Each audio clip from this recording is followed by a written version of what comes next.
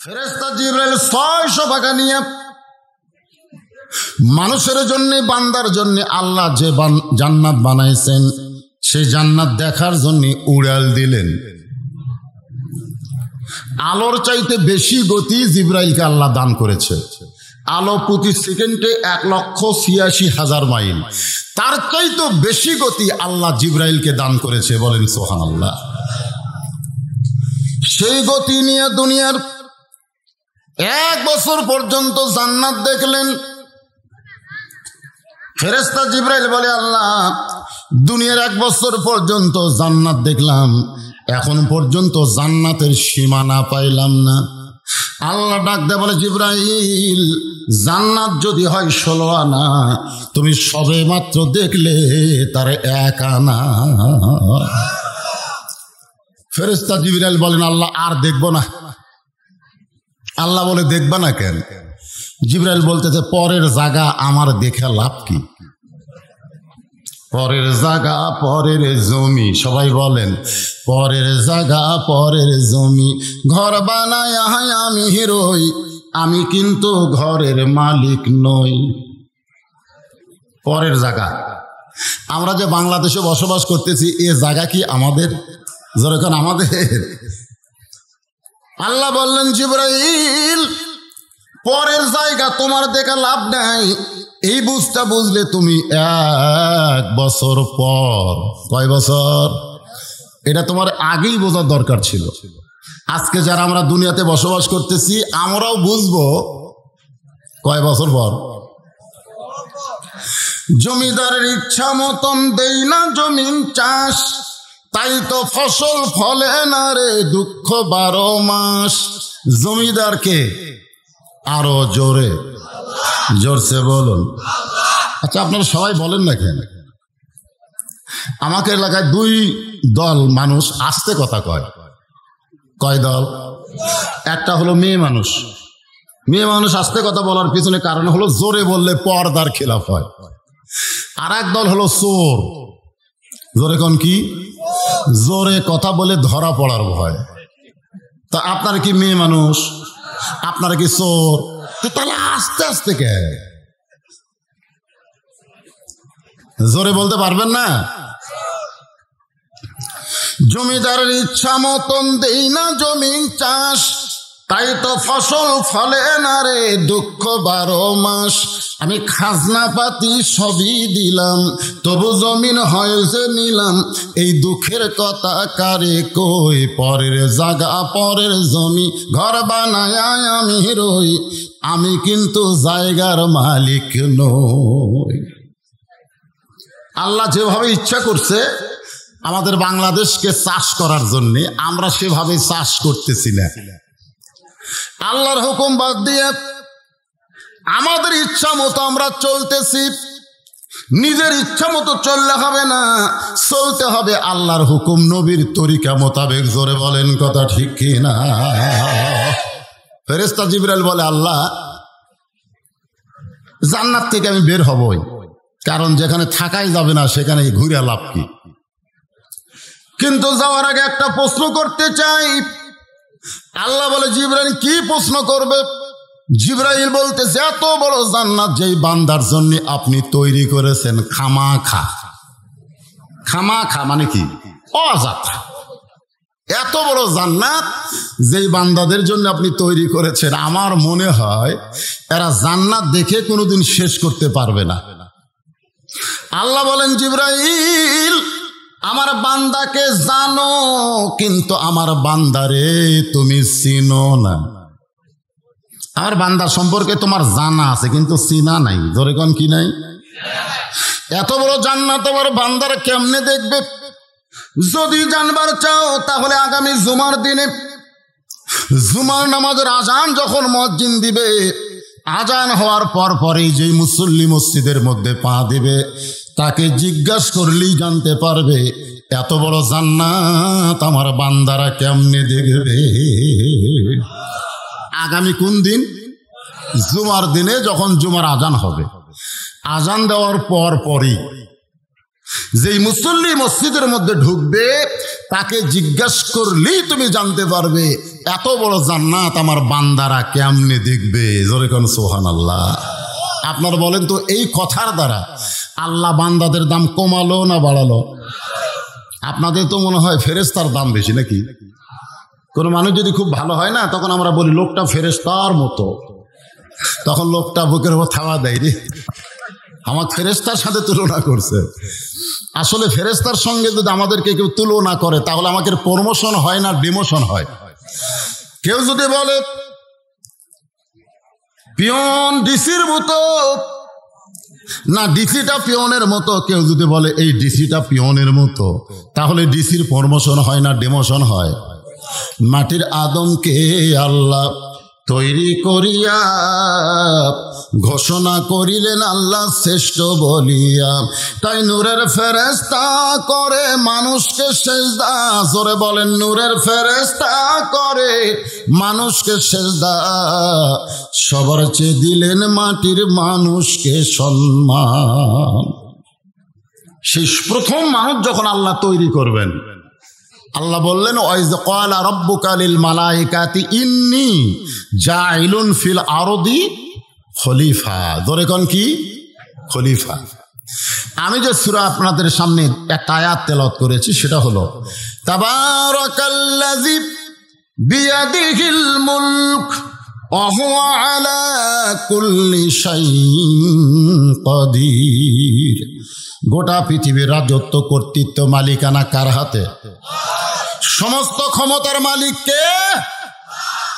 মানুষকে আল্লাহ রাজত্ব করার জন্য দুনিয়াতে পাঠাই নাই, মানুষকে আল্লাহ পাঠাইছেন খলিফা হওয়ার জন্য। ধরে কোন কি হওয়ার জন্য? যখন আদমকে তৈরি করেন, তখন আল্লাহ ফেরেশতাদের সামনে বললেন, রে ফেরেশতারা, আমি দুনিয়াতে খলিফা প্রেরণ করতে চাই। খলিফা। আজকে আমাদের বাংলাদেশে মানুষ রাজত্ব করে। জোরে কোন কি করে? আপনারা বলেন তো, রাজত্বের মালিককে? এটা বিশ্বাস হচ্ছে না। সারাদিন ভিক্ষা করে 2 কেজি চাল নিয়ে বাড়িতে আসে। ফকিরের বউ রাগ করে কয়, সারা জীবন ভিক্ষা করা লাগবে, শান্তি হবে না। ফকির বলতেছে, চাউলের দাম বেড়ে গেছে রে, মানুষ আর খুব একটা ভিক্ষা দিবার চায় না। বউ বলতেছে, সাধারণ মানুষের দরজায় ভিক্ষা চাইলে এইরকমই হবে, বরং এমন একজন মানুষের দরজায় যাবেন, তার কাছে কান্দা কাটটা যদি ভিক্ষা চান, এমন ভিক্ষা দিবে আর জীবনে ভিক্ষা করা লাগবে না। ফকির বলতেছে, সেটা আবার কে? বউ বলতেছে, ওটা হলো বাদশাহ শাহজাহান। নাম কি? বাদশাহ শাহজাহান।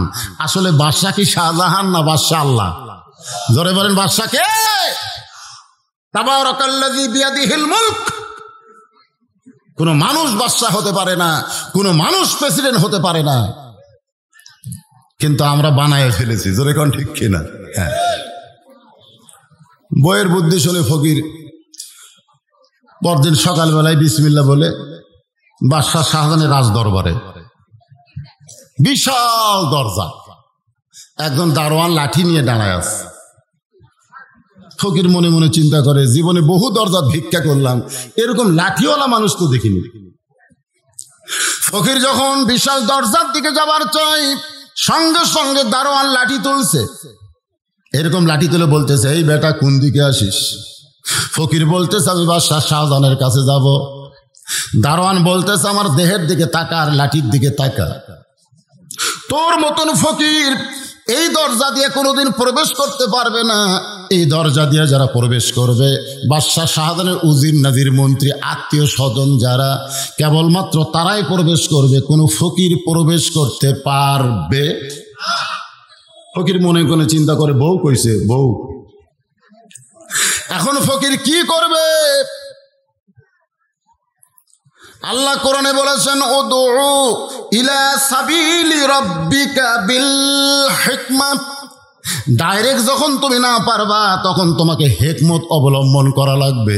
আপনার বলেন তো, ফকিরের বুদ্ধি আছে না নাই? দরকার আছে না নাই? ফকিরের কিন্তু বুদ্ধি আছে, কিন্তু ফকুন্নির নাই। মা 4টা ভিক্ষা দাও। বেটার বউ বলতে 4টা না, 4 সের দেবো, 4 সের। তো ফকুন্নি ভিতরে ঢুকে বলতে, 4 সের কেন দিব মা? বলে, শাশুড়ি আমার এই গাল দিয়ে অন্য বাড়ির পান খাবার গেছে। এই সুযোগে তুমি ভিক্ষা চাইছো, তোমার 4 সের চাল দিলাম, তুমি যেন কাউরে কইও না। ফকুনি বলতেছে আমার কি ঠেকা পড়ছে, আমি কাউরে কমো না।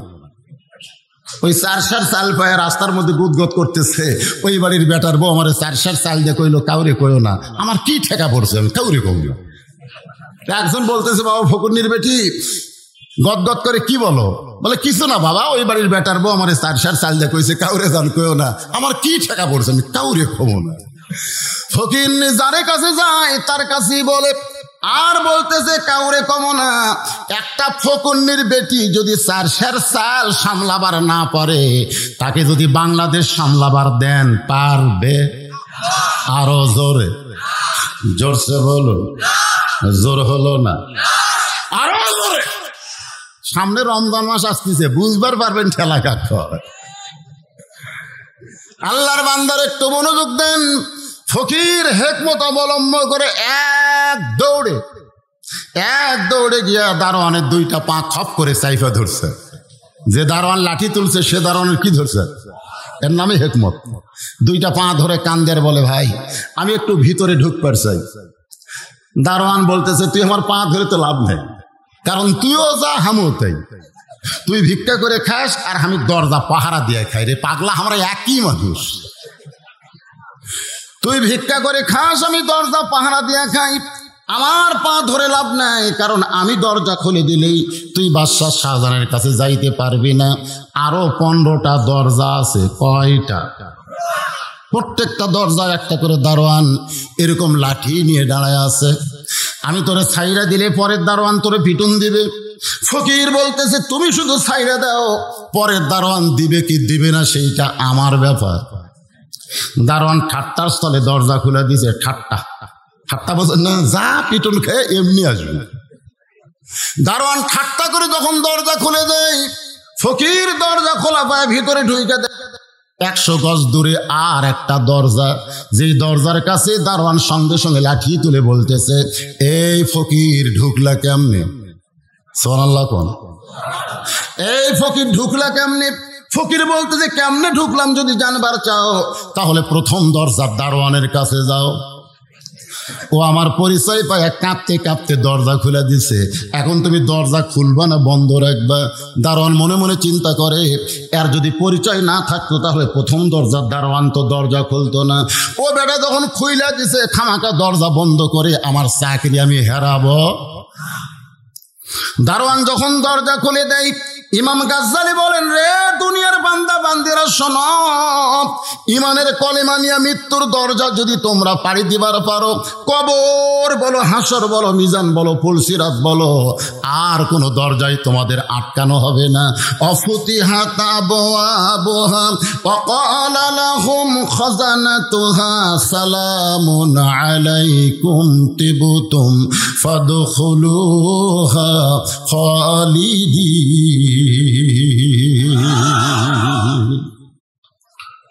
একই কায়দায় ফকির সব দরজা খুলে রাজ দরবারের মধ্যে ঢুকছে। দরকার কোথায়? রাজ দরবারে। রাজ দরবারে যেই মাত্র ফকির ঢুকছে, এমন সময় রাজ দরবারের প্রধানমন্ত্রী, জোরেকন কি মন্ত্রী, মনে মনে চিন্তা করে চেহারা যেরকম, চেহারা দেখে তো ফকির মনে হয়, কিন্তু এতগুলো দরজা পাড়ি দিয়ে যখন ভিতরে ঢুকছে, তারে ফকির মনে করলে পাপ হবে। ফকির মনে করলে কি হবে? কিন্তু চেহারা ফকিরের মতো, কিন্তু এতগুলো দরজা পাড়ি দিয়ে যখন ভিতরে ঢুকছে, অবশ্যই লোকটার যোগ্যতা আছে না নাই? প্রধানমন্ত্রী নত স্বরে বলতেছে বাবাজি, এতগুলো দরজা পাড়ি দিয়ে যখন ভিতরে ঢুকছেন, আপনার নিয়ত কি? ফকির বলতেছে বাদশাহ শাহজাহান কোথায়? যেই বলছে বাদশাহ শাহজাহান, প্রধানমন্ত্রী চমকে উঠছে, কারণ আমরা কোনোদিন নাম ধরি না, আমরা বলি জাহাপনা, আমরা সম্রাট বলে সম্বোধন করি। আর এই বেটা সরাসরি নাম ধরছে, নিশ্চয় বাদশাহ শাহজাহান নিকটতম কেউ হবার পারে। বাজান, ওই যে ছোট্ট ঘর, ওই ঘরের কাছে গেলেই আপনি বাদশারে পাবেন। এতক্ষণ বাদশাহ ছিল রাজ দরবারে, কিন্তু এখন ঢুকছে ছোট্ট ঘরে। এতক্ষণ ছিল কোথায়? রাজ দরবারে। আপনারা বলেন তো রাজাকে না, এতক্ষণ ছিল কোথায়? রাজ দরবারে। রাজাকে তাবারাকাল্লাযী বিয়াদিহিল, মনে রাখবেন রে ভাই, যাকে তাকে বাদশা বলা যাবে না, একমাত্র বাদশা হলো আমার আল্লাহ। জোরে কোন কথা ঠিক? এতক্ষণ ছিল রাজদরবারে, এখন ঢুকছে ছোট্ট ঘরে। ফকির ঘরের কাছে গিয়ে দেখে দরজাখানা বন্ধ, একটা মাত্র জানলা খোলা আছে। ওই জানলার পাল্লা দিয়ে ভিতর দিকে তাকায় দেখে গোটা ঘরের ভিতরে মাত্র একজন মানুষ, আর কোনো মানুষ নাই। এইভাবে দুইটা হাত তুলে বলতেছে, ও বাদশাহ, বাদশাহ, তোমার দরবারে আমি ফকির। বাদশাহ, বাদশাহ, তোমার দরবারে আমি ফকির। ফকির বলে দু চোখ দিয়ে দর দর করে পানি পড়তেছে। ফকির মনে মনে কয়, বইয়ের বুদ্ধি শুনে। জোরে কান, কার বুদ্ধি? বইয়ের বুদ্ধি শুনে আসলাম বাদশার কাছে। আয়সা দিকে বাদশা নিজেই ফকির হয়ে কাঁদতেছে। এটা তো গজবের এলাকা। জোরে কান, কিসের এলাকা? যেখানে বাদশা ফকির ফকির বলে কান্দে, এই জায়গায় আমার মতন ফকির বেশিক্ষণ থাকা চলবে না। এটা হলো গজবের এলাকা। যেখানে বাদশা ফকির হয় সেখানে আমার মতন ফকিরের কোনো খাওয়া আছে? তাড়াতাড়ি বের হয়ে যায়। বের হওয়ার সময় দারোয়ান বলতেছে, বাবাজি, আপনি কি বাদশার সঙ্গে দেখা পাইছেন? দারোয়ান বলতেছে, বাবাজি, আপনি কি বাদশার সঙ্গে দেখা পাইছেন? ফকির চিল্লায় বলে, রে দারোয়ানের বাচ্চা দারোয়ান, খালি দরজা পাহারা দেশ, ভিতরের খবর জানিস না? তোরা যাকে বাদশা বাদশা বলে পূজা করতেছিস, আমি নিজের চোখে দেখলাম ফকির হয়ে গেছে। আপনারা বলেন তো, দেখা জিনিসের ইমান বাড়ে না কমে? তোরা দারোয়ানের বাচ্চা চামচাগিরি করিস, যাকে বাদশা বাদশা বলে পূজা করতেছিস, আমি নিজের চোখে দেখলাম, আমি নিজের চোখে দেখেছি দুনিয়াতে কোনো বাদশা নাই, একমাত্র বাদশা হচ্ছে আমার আল্লাহ। জোরে কোন কথা ঠিক কিনা? যদি দেখবার চান তো কোরআন শরীফ হাতে নেন। তাবারাকাল্লাযী বিয়াদিহিল মুলক। যারা নিজের চোখে দেখে আল্লাহ বাদশা, তারা দুনিয়ার কাউকে বাদশা মনে করে না। নিজের চোখে যারা দেখে আল্লাহর ক্ষমতা, তারা দুনিয়ার কাউকে ক্ষমতাবান মনে করে না। জোরে কোন কথা ঠিক? ওহু আলা কুল্লি শাইইন কাদির। নিজের চোখে দেখছেন? দেখেননি। দেখা জিনিসের যে কি দাম রে ভাই। আমরা বাংলার মুসলমান দেখতে পাই নাই, কিন্তু অর্ধ পৃথিবীর খলিফা হযরত ওমর দেখার জন্য মদিনার অলি গলি ঘুরতেছেন। হঠাৎ হযরত ওমর দেখতে পাই দুই পাহাড়ের মাঝখানে বিস্তীর্ণ মরুভূমি। ওই মরুভূমির মধ্যে একজন রাখাল উট আর দুম্বা চড়ায়। ওমর ফারুক আল্লাহর কোরআন দেখার জন্য, আল্লাহর রাজত্ব দেখার জন্য সুবহানাল্লাহ বল, রাখালকে সালাম দিছে, আসসালামু আলাইকুম রাখাল ভাই, আমার পেটে ক্ষুধা লাগছে, আমি উটের এক পেয়ালা দুধ চাই। রাখাল মুস্কি মুস্কি হাসে। ওমর ফারুক বলে, রাখাল হাসো কেন? বলে, হাসার কারণ হলো তুমি আমারে সালাম দিলা, উটের এক পেয়ালা দুধ চাইলে, তোমার সালামের উত্তর দিবার পারবো না, তোমাকে উটের দুধ আমি দিবার পারবো না। আগে জানতে চাই তোমার পরিচয়। ওমর ফারুক চমকে উঠলেন। আমি নিজের পরিচয় গোপন করে আল্লাহর রাজত্ব দেখার জন্য, আল্লাহর কোরআন দেখার জন্য ছদ্মবেশ ধারণ করেছি। এখন যদি পরিচয় দিই তো গুমর ফাঁস হয়ে যাবে। ওমর ফারুক যখন চিন্তা করে, এমন সময় আল্লাহর কোরআন বলে, ওমর তুমি তোমার আসল পরিচয় দাও।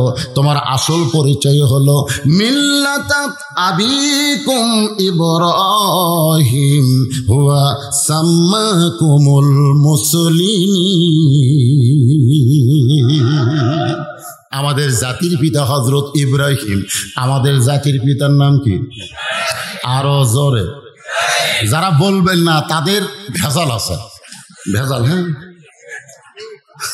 বাবুকে আব্বা করে ডাকে না, শ্বশুরকে আব্বা কেমন আছেন আব্বা, ওর জন্মে ভেজাল আছে। বাপের সামনে দিয়ে শালা কুত্তের মতন ঘোষ করা যায়, একটা কথা কয় না। আর শ্বশুরকে আসসালামু আলাইকুম আব্বা কেমন আছেন আব্বা, বুঝবেন ওই বিয়ে জন্মা। জোরে কোন কথা ঠিক কিনা? ওর জন্মে ভেজাল আছে। জাতির পিতা হযরত ইব্রাহিম বলতে যারা জবান বন্ধ করে থাকে, এদের জাতির মধ্যে ভেজাল আছে। জোরে কোন কথা ঠিক কিনা? এটা কি আমার কথা? মিল্লাতা আবিকুম ইব্রাহিম হুয়া সাম্মাকুমুল মুসলিমিন। দারোয়ান আরো দরজার দারোয়ানকে ডাকতেছে, আয়। দারোয়ান গুলো বলে, ডাকো কেন? বলে মৌলবাদী ঢুকছে। মৌলবাদী? জোরে কোন কি? আমরা যাকে বাদশা বাদশা বলে পূজা করতেছি, আর এই বেটা কয় আমি নিজের চোখে ফকির দেখছি। দারোয়ান সমস্ত দারোয়ান ডাকতেছে, সব দারোয়ান একত্র হয়ে, কেউ ফকিরকে কিল মানে, কেউ লাত্তি মারো। ফকির চিল্লায় বলে, যতই মার মারিস না কেন, নিজের চোখে দেখা জিনিস মিথ্যা বলা যাবে? ফাঁসি দিবি, রিমান্ডে নিবি, জেলে দিবি, দাও, কোনো আপত্তি নাই। নিজের চোখে দেখা জিনিস, তাবারাকাল্লাযী বিয়াদিহিল মুলক ওয়া হুয়া আলা কুল্লি শাইইন কাদির। সমস্ত দারোয়ান ফকিরকে কিল মারে, লাত্তি মারে। ফকির চিল্লায় বলে, আরো মার, আরো মার, মারতে মারতে আমাকে সাইজ কর। দারোয়ান গুলো কয়, কি পাগলা ঢুকছে রে, আরো মার, আরো মার, মারতে মারতে আমাকে সাইজ কর। আসলে সাইজ করার দরকার আছে না নাই? ভেজাল ঢুকছে সোনার ভিতরে। এখন সোনা নিয়ে গেছে স্বর্ণকারের কাছে, যা বলতেছে আমাকে আসল করে দেন, আসল। স্বর্ণকার বলতেছে, ভাই আসল করবার গেলে তো, খরিদ্দার বলতেছে আমি আসল সোনা চাই। তো এখন সোনা আসল করবে অ্যাসিডের মধ্যে ফেলে দিছে। কার মধ্যে? সোনা খালি চিল্লার বলে, ভাই আমারে গরম লাগে, আমারে তাপ লাগে, আমার অ্যাসিডে ফেলে দিছ কেন? আমার কি কষ্ট হয় না? স্বর্ণকার বলে, কান্দিস না, কান্দিস না, অ্যাসিডের বাপেরও ক্ষমতা নাই তোর ক্ষতি করতে পারে। তোর মধ্যে যে ভেজাল ঢুকছে, এই ভেজাল বার করা পর্যন্ত একটু কষ্ট সহ্য করাই লাগবে। আজকে আমরা ভেজাল মুসলমান হয়ে গেছি। এই ভেজাল মুসলমান যদি কোরআনের কষ্টি পাথরে আসল হবার চাই, একটু আমাদের কষ্ট সহ্য করার দরকার আছে না নাই? দরকার আছে না নাই? যখন সোনার দলা হয়ে গেছে আসল, তখন স্বর্ণকার নিচে একটা লোহার পাত, উপরে একটা লোহার হাতুড়ি দিয়ে সোনা খালি সমানে মারতেছে। সোনা কান্দার বলে, রে স্বর্ণকার আমারে মারো কেন? স্বর্ণকার বলতেছে, এই কারণেই মারতেছি, সোনার দলা হয়ে থাকলে তোর দাম বাড়বে না, তোরে পিটায়া পিটায়া আমি বানাবো গহনা।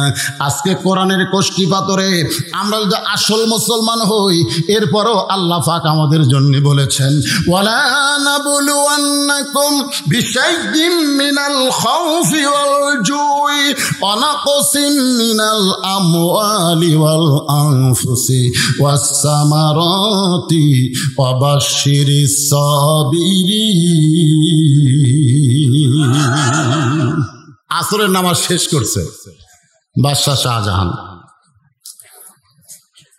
এই দারোয়ানেরা, কারে মারতেছো, কেন মারতেছো?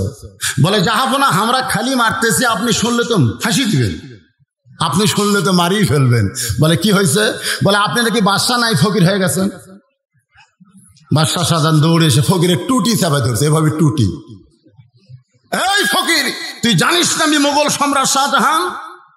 ফকির মুচকে মুচকে হাসি আর কয়, জানতাম। জানতাম?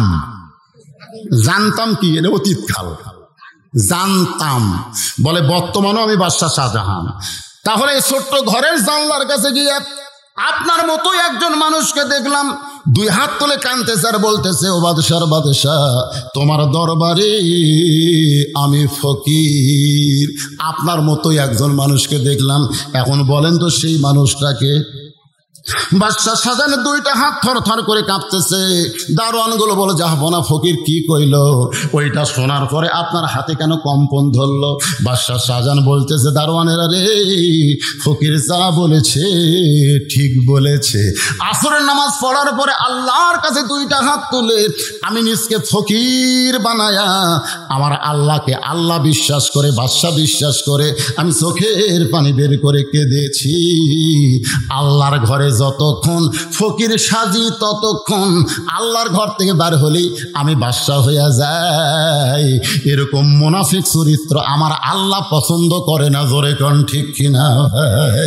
নামাজের মধ্যে যতক্ষণ, কোরআনের মধ্যে যতক্ষণ, তওবা তাসবিহের মধ্যে ততক্ষণ তুমি ভালো মানুষ হয়ে থাকবা, আবার ক্ষমতার চেয়ারে বসার পরে তুমি সব ভুলে যাবা। এইটা কখনোই আল্লাহ মানতে পারে। ফকির চলে গেছে, বউ খালি একবার দরজাত একবার ঘরের মধ্যে, কারণ বউ তো খুব খুশিতে আছে, যাকে এমন জায়গাত পাঠাছি প্রতিদিন আনতো কয়সার, জোরে কোন কয়সার, আজকে কয়েক বস্তা আসবি, একবার দরজাত আর একবার ঘরের মধ্যে, কোন জায়গাতে এই জিনিসগুলো রাখবে? এই মানুষ তো ইতিমধ্যে তাকায় দেখে স্বামীর কান্দে কোনো বস্তাও নাই, হাতত কোনো ব্যাগও নাই, খালি খোঁড়াচ্ছে আর আসতেছে, খোঁড়াচ্ছে আর আসতেছে। বউ দৌড়ে গিয়ে বলতেছে, কে গো, আপনি কি বাসার সাজানের কাছে যান নাই? খালি হাতে এরকম কেন? আর আপনার দেহে উঠি চোট দেখা যায়, উঠে রক্ত দেখা যায়, ইটি ফুলে উঠছে, ব্যাপার কি? ফকির চিল্লায় বলে, রে ফকুন্নি,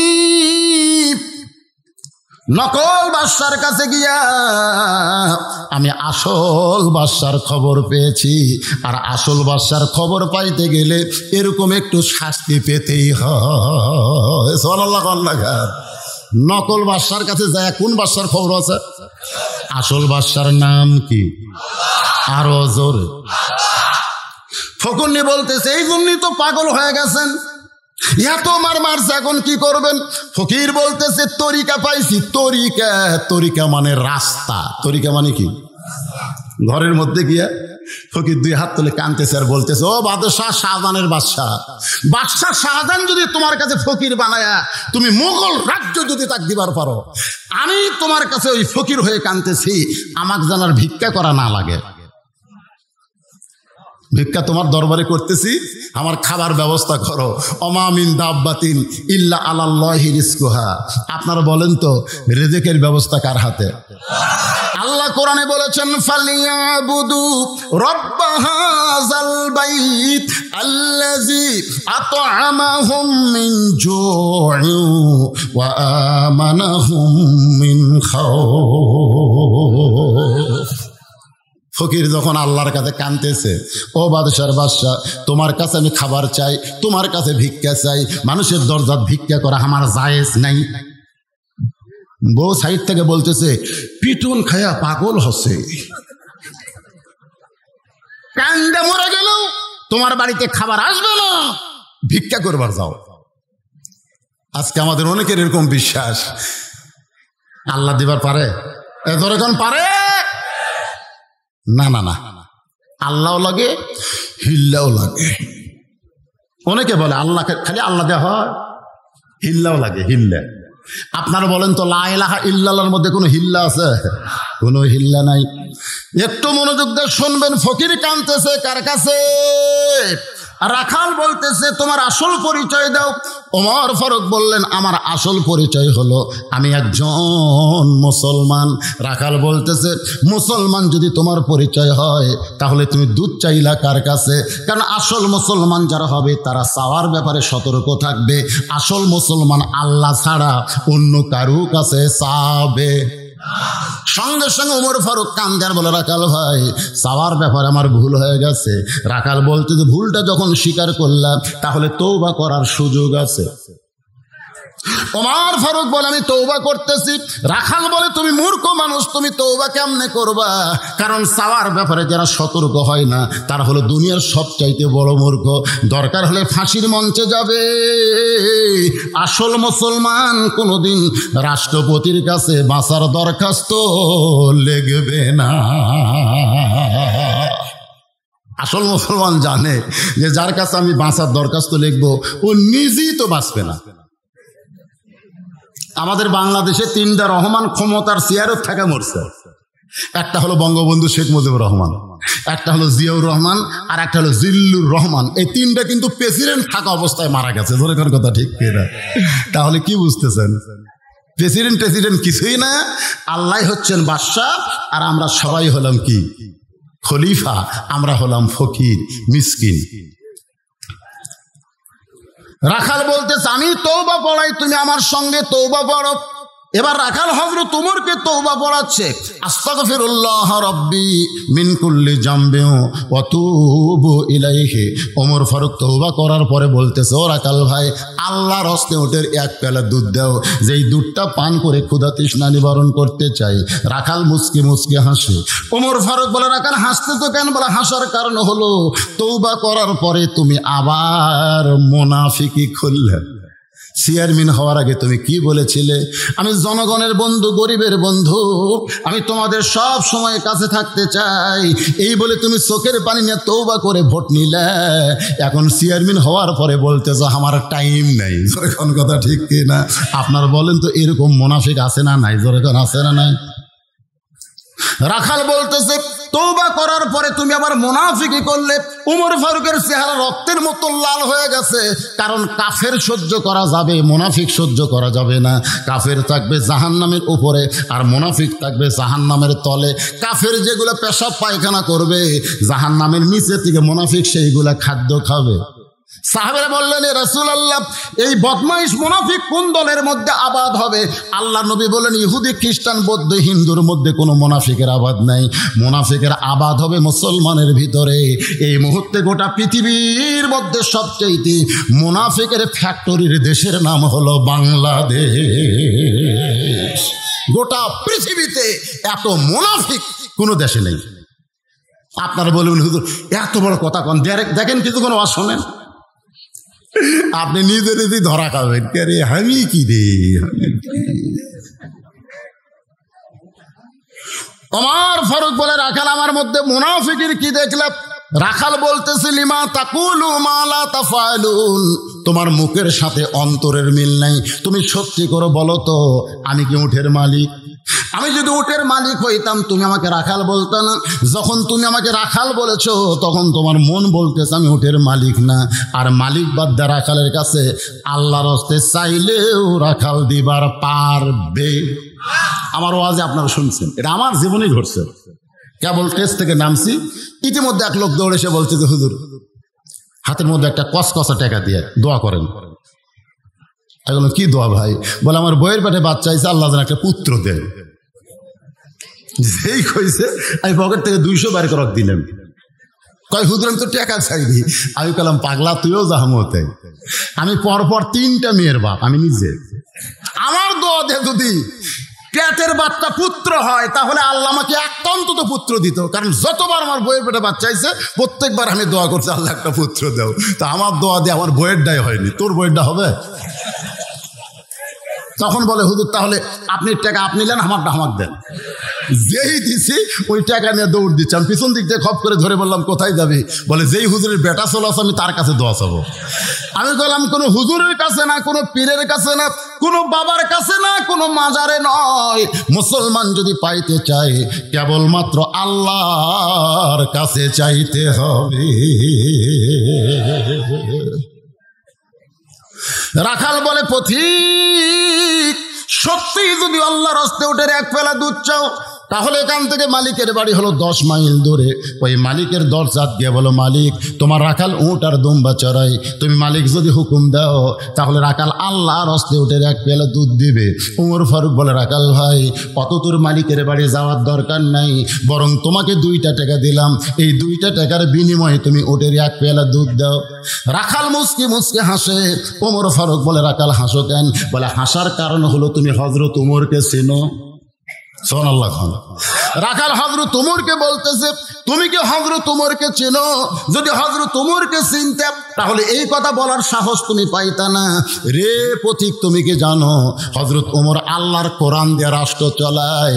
আল্লাহ হচ্ছেন বাদশাহ আর উমর হলো খলিফা। যারা খলিফা হবে নিজের আইন দিয়ে চলবে না, কার আইনে চলবে? বাদশাহর আইনে চলবে।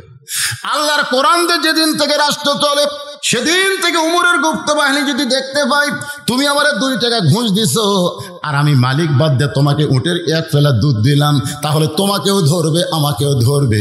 এই বয়সে কি তুমি ধরা পড়বার চাও? ওমর ফারুক বলে, রাখাল ভাই তাহলে চলো আমরা পাহাড়ের গুহার মধ্যে যাই। এই গুহার মধ্যে গিয়ে তোমার গোপনে 2 টাকা দিব, তুমি গোপনে উটের 1 পেলা দুধ দিবে, তাহলে তোমাকেও ধরতে পারবে না, তোমার মালিকও জানতে পারবে না। সঙ্গে সঙ্গে রাখাল চিল্লায় বলে, ভণ্ড তুমি, ভণ্ড তুমি, ভণ্ড। ওমর ফারুক বলে, রাখাল আমার মধ্যে ভণ্ডামির কি দেখলে? রাখাল বলে, পথিক ওই গুহার মধ্যে দেওয়া নেওয়া করলে উমরের গুপ্ত বাহিনী দেখতে পাবে না, আমার মালিক জানতে পারবে না, কিন্তু রাখালের আল্লাহ দেখতে পায়। লিল্লাহে তাকবীর।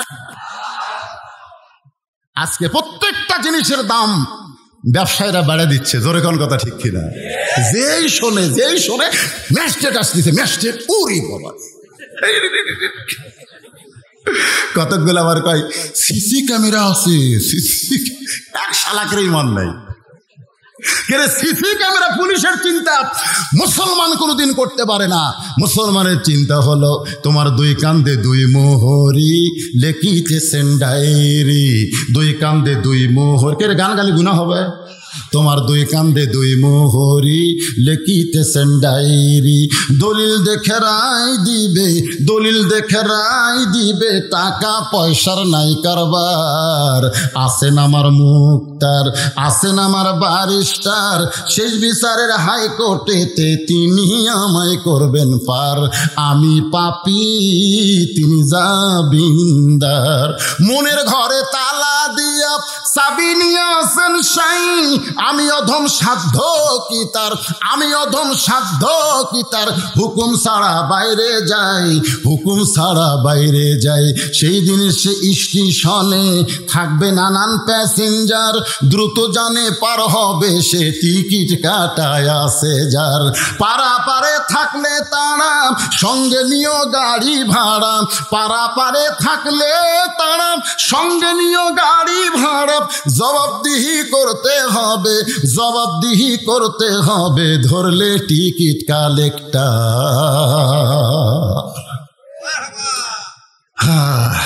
একটা গান করলাম বারে, এরা মার হোক হয় না, সোনাল্লাহ কয় না। মনে করতেছেন এটা সেই গান? আল্লাহর বান্দা হযরত ওমর এক দৌড়ে পাহাড়ের পাদদেশে যায় নামাজ বিছায়া আল্লাহর কাছে বলতেছে, আল্লাহ তোমার রাজত্ব এত সুন্দর, সুবহানাল্লাহ। যখন তোমার আইন দিয়ে সমাজ চলবে তখন একজন রাখাল না দেখা আল্লাহকে কলিজার মধ্যে জায়গা দিবে। কেউ না দেখলো, কে দেখতেছে? আরো জোরে কান। এখন এসে গল্প করে দরজা জানলা বন্ধ করে সিল মারছি, কেউ দেখেনি, খালি মুড়ি কাটিছে। কয়টা মারছু? 100টা মারছি, কেউ দেখেনি, কেউ দেখেনি। যদি ফুলগুলো হয় অভিমানে ঝরে যায়, আমি মালা গেথে বলো কারে পরাবো, সে যে কেন এলো না কিছু ভালো লাগে না। 100টা মুড়ি ছিল মারছো, কবরে আসুক তোমায় মজা দেখাবে। মনে করতেছে মজা নাই, সেই মজা হবে হাউড়া ফাঁকা ফেলে দিবি। ধরে কোন কথা ঠিক কিনা? তুমি তোমার নিজের ভোট দিবা, পাড়া পড়শির ভোট দেওয়ার হুকুম তোমাকে কে দিল? তুমি কি জানো আল্লাহ কোরআনে বলেছে, ইন্নাল্লাহা ইয়ামুরুকুম আন তুআদ্দুল আমানাতি ইলা আহলিহা ওয়া ইযা হাকামতুম বাইনান নাস আন তাহকুমু বিল আদল। জোরে কান সুবহানাল্লাহ।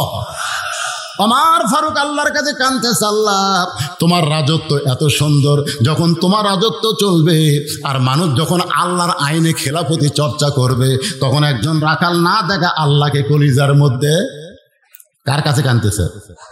এমন সময় রাখাল পিছনে এসে বলতেছে, যতই কান্দো তোমাকে উটের দুধ দেওয়া গেল না।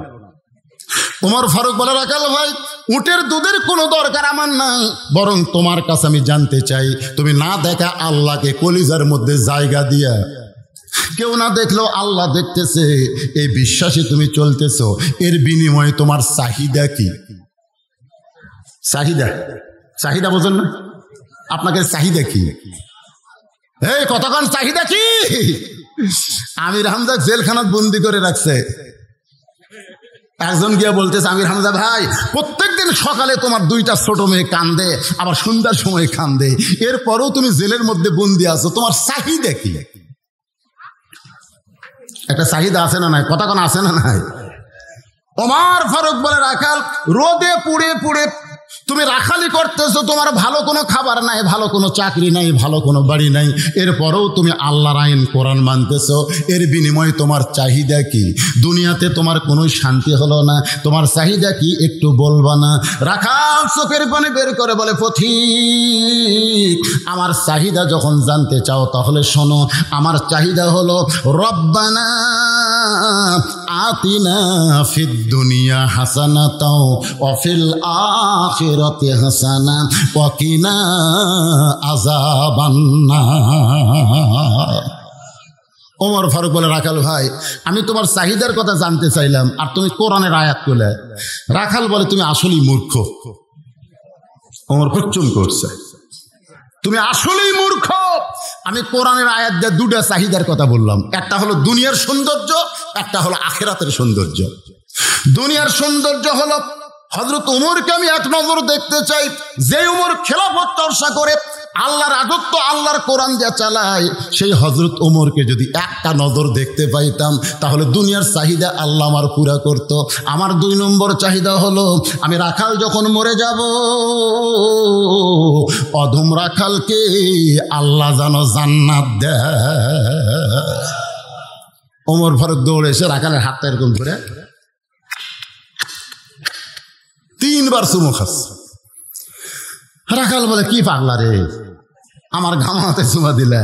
ওমর ফারুক বলে, রাখাল ভাই, তোমার 2 নম্বর চাহিদা আল্লাহ পুরো করার সঙ্গে সঙ্গে আল্লাহ তোমাকে জান্নাত দিয়ে দিবে। রাখাল মুসকি মুসকি হাসে। ওমর ফারুক বলে, হাসো কেন? বলে, হাসার কারণ হলো মরে গেলে জান্নাত পাবো, এই বাকি কথা ভালোই কও। এই কথা সবাই বলতে পারে, টাকা দিল 10 বেশ তো ফসাফস, টাকা দিল 20 আল্লাহ বেশ তো দিয়ে দিস, এইরকম দোয়া সবাই করবার পারে। মরে গেলে জান্নাত পাবো এই কথা তুমি সহজেই বলতে পারলে, কিন্তু হযরত উমরকে এক নজর দেখতে পাবো এই কথা বলতে তোমার কোন জায়গাত বাজে? ওমর ফারুক মনে মনে চিন্তা করে, যেই রাখাল আমাকে তওবা পড়াছে, জোরে কোন কি পড়াছে, যেই রাখাল আমাকে মুনাফিক কইছে, যেই রাখাল আমাকে ভণ্ড কইছে, এখন যদি বলি আমি ওমর, বলাও সারা, রাখাল হার্ট ফেল করে মরাও সারা। কয়েকদিন আগে একটা আপনার ফেসবুকে দেখছেন, ভাইরাল হয়েছে। এক লোক বলতেছে, আমি বেতন পাই 9,000, ধরে কোন কয় হাজার, এই চাউল আর সমিন তেল কিনতে আমার টাকা শেষ, এখন আমি কি করব, আমি কি খাবো, এই বলতে বলতে একেবারে ভাইজান ওটা আবার ফেসবুকে ভাইরাল হয়ে গেছে, ওই হার্ট অ্যাটাক করছে। বর্তমানে সরকার করোনা হয়ে কত মানুষ মরতেছে এই চিন্তা করবার, যে হার্ট অ্যাটাকে যে হাজার হাজার মানুষ মরতেছে ওদিকে খেয়ালই নাই। জোরে খান কথা ঠিক, খালি একটা মরা বন্ধ করতেছে, করোনা হয়ে যার না মরে, অন্যদিকে মরা পাউন্স হয়ে যায়। 3 বছরে করোনা হয়ে মরছে মাত্র 29,000, এটা নিয়ে সরকারের চিন্তা। প্রতি বছরে ক্যান্সার হয়ে মরতেছে 50,000, ওদিকে সরকারের কোনো টেনশন নেই। হাই রে করোনা, সব লাখ বান্ধে ঘুরে বেড়ায়। আমাকে এলাকার আগে গরুরা যখন জামাত খাইতো, তখন গরুর মুখত কি দিত, এখন সব গোমাই দেয় ঘরে, অসুবিধা নাই। কিন্তু আরো বহু বেদি বেরাম আমাদের আছে না নাই? জোরে কোন আছে না নাই? আল্লাহুম্মা ইন্নী আউযু বিকা মিনাল বারাস ওয়াল জুনুন ওয়াল জুযাম ওয়া মিন সাইয়িল আসকাম। আল্লাহ করোনা থেকে আমাদের হেফাজত করুক, জোরে কোন আমিন। রাখাল বলে, পথিক, হযরত উমরকে এক নজর দেখতে পাবো এই কথা বলতে তোমার কোন জায়গা বাজে? ওমর ফারুক মনে মনে চিন্তা করে, আমি যে ওমর, এই কথা রাখালকে কেমনে বলবো? এমন সময় আল্লাহর কোরআন বলতেছে, ওমর ডাইরেক্ট যদি বলবার না পারো, ডাইরেক্ট তুমি যে ওমর এটা যদি ডাইরেক্ট বলবার না পারো, তাহলে এটার নাম কি? বর্তমানে আমরা বক্তারা ডাইরেক্ট কোনো কথা বলবার পারতেছি না, কারণ ডাইরেক্ট বললে বিপদ।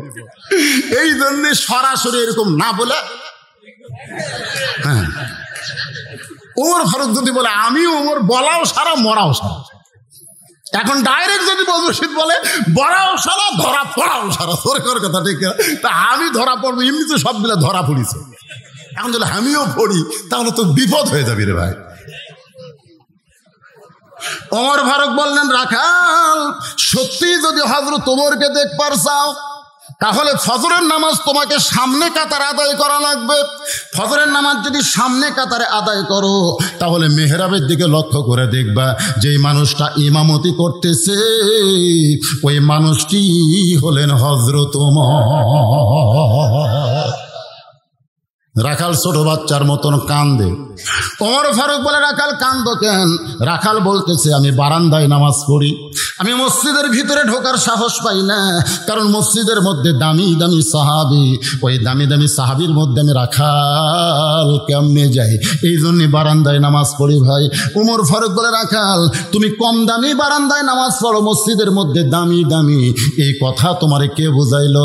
আল্লাহর আইন হলো ইন্না আকরামাকুম ইনদাল্লাহি আতকাকুম, ওই ব্যক্তি সবচাইতে দামি হয় যার কলিজার ভিতরে আল্লাহর বেশি ভয়।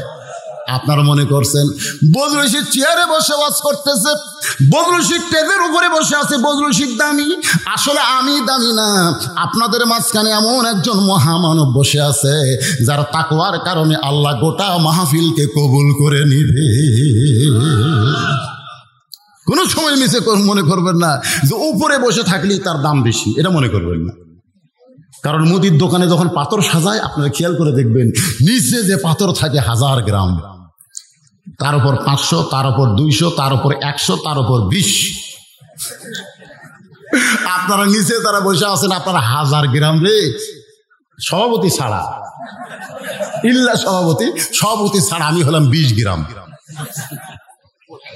আপনি জানেন অনেক বক্তার জিবা টানা বের করে ওই জিবার মধ্যে জাহান্নামের কলা বসানো হবে, জাহান্নামের কলা, মাথার টুপি থাকবে, হাউড়া দাড়ি থাকবে, ফেরেশতারা টানে টেনে জাহান্নামে নিয়ে যাবে। তখন আপনারা বলবেন, আল্লাহ এই হুজুর ওয়াজ শুনে আমল করে আমরা জান্নাতি হলাম, হুজুর কোথায় নিয়ে যান? আল্লাহ তখন বলবে, লিমা তাকুলু মা লা তাফালুন, এই বক্তা ওয়াজ করছে কিন্তু আমল করেনি, এই জন্য বক্তাকে জাহান্নামে নিয়ে যাচ্ছি। তখন আপনারা বলবেন, আল্লাহ এই হুজুর ওয়াজ শুনে আমরা জান্নাতে যাচ্ছি আমল করে, হুজুরকে জান্নাত দেন। আল্লাহ তখন বলবে, অলা তাস্তাহি আনফুসুকুম, হুজুরের কারণে নয়, শ্রোতার কারণে আমি হুজুরকে জান্নাত দিয়ে দিলাম। কে দামি কে কম দামি, এইটা বারান্দা ভিতর না রাখাল রে, ভিতরে যারা নামাজ পড়ে তারা দামি, তুমি কম দামি, এ কথা তোমারে কে বুঝাইছে? যদি হযরত ওমরকে দেখবার চাও তাহলে ফজরের নামাজ তোমাকে সামনে কাতারে আদায় করা লাগবে। রাখাল বলতেছে, তাহলে আজকে এশার নামাজের পর আমি বাড়িতে যাব। ওমর ফারুক বললেন, কেন? বলে, এশার নামাজ পড়ে যদি বাড়ি যাই তাহলে ফজরের নামাজ সামনে কাতারে কেমনে পাবো? এই জন্য এশা থেকে ফজরের নামাজ সামনে কাতারে ধরার চেষ্টা করা লাগবে।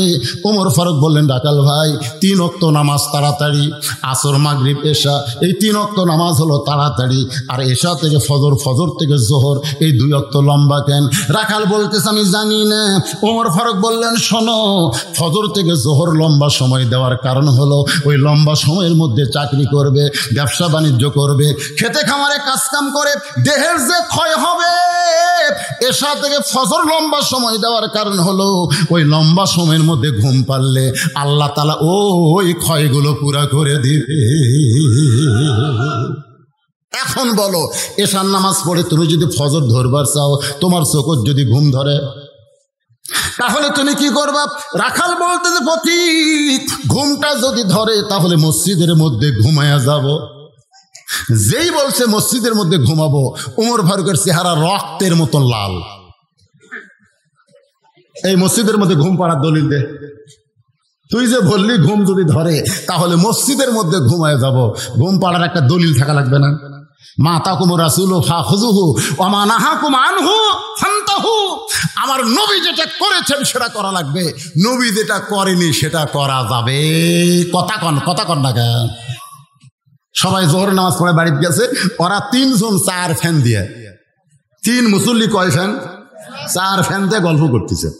1-8 ঘন্টা হয়, গল্প শেষ হয় না। ফেরেশতা কয়, আল্লাহ ফাইজা কুদিয়াতিস সালাতু ফান্তাশিরু ফিল আরদ, নামাজ হয়ে গেলে সব মুসল্লি চলে গেল, এরা 3 জন 4 ফ্যান দিয়ে গল্প করতেছে, এর কি রেজাল্ট কি? আল্লাহ বলতেছে, নামাজের পরে যতক্ষণ গল্প করেছে, এই গল্প করার সময় মাথার উপর যে ফ্যান ঘুরিছে, এই ফ্যানের বিল, কারেন্টের বিল, এই 3 জন আলাদাভাবে না দেওয়া পর্যন্ত এরা জান্নাতে যাওয়ার পারবে না। কারণ মসজিদ ওর বাপের ঘর না, ইচ্ছা মতো ফ্যান ঘুরাবি। জোরে কোন কথা কন না কেন? এই যে রমজান মাস আসতেছে, এখন জোরে নামাজ পড়বার দেয় আর বাড়িতে আসবি না, ওই টাইস মুছে ওটি কাথবি।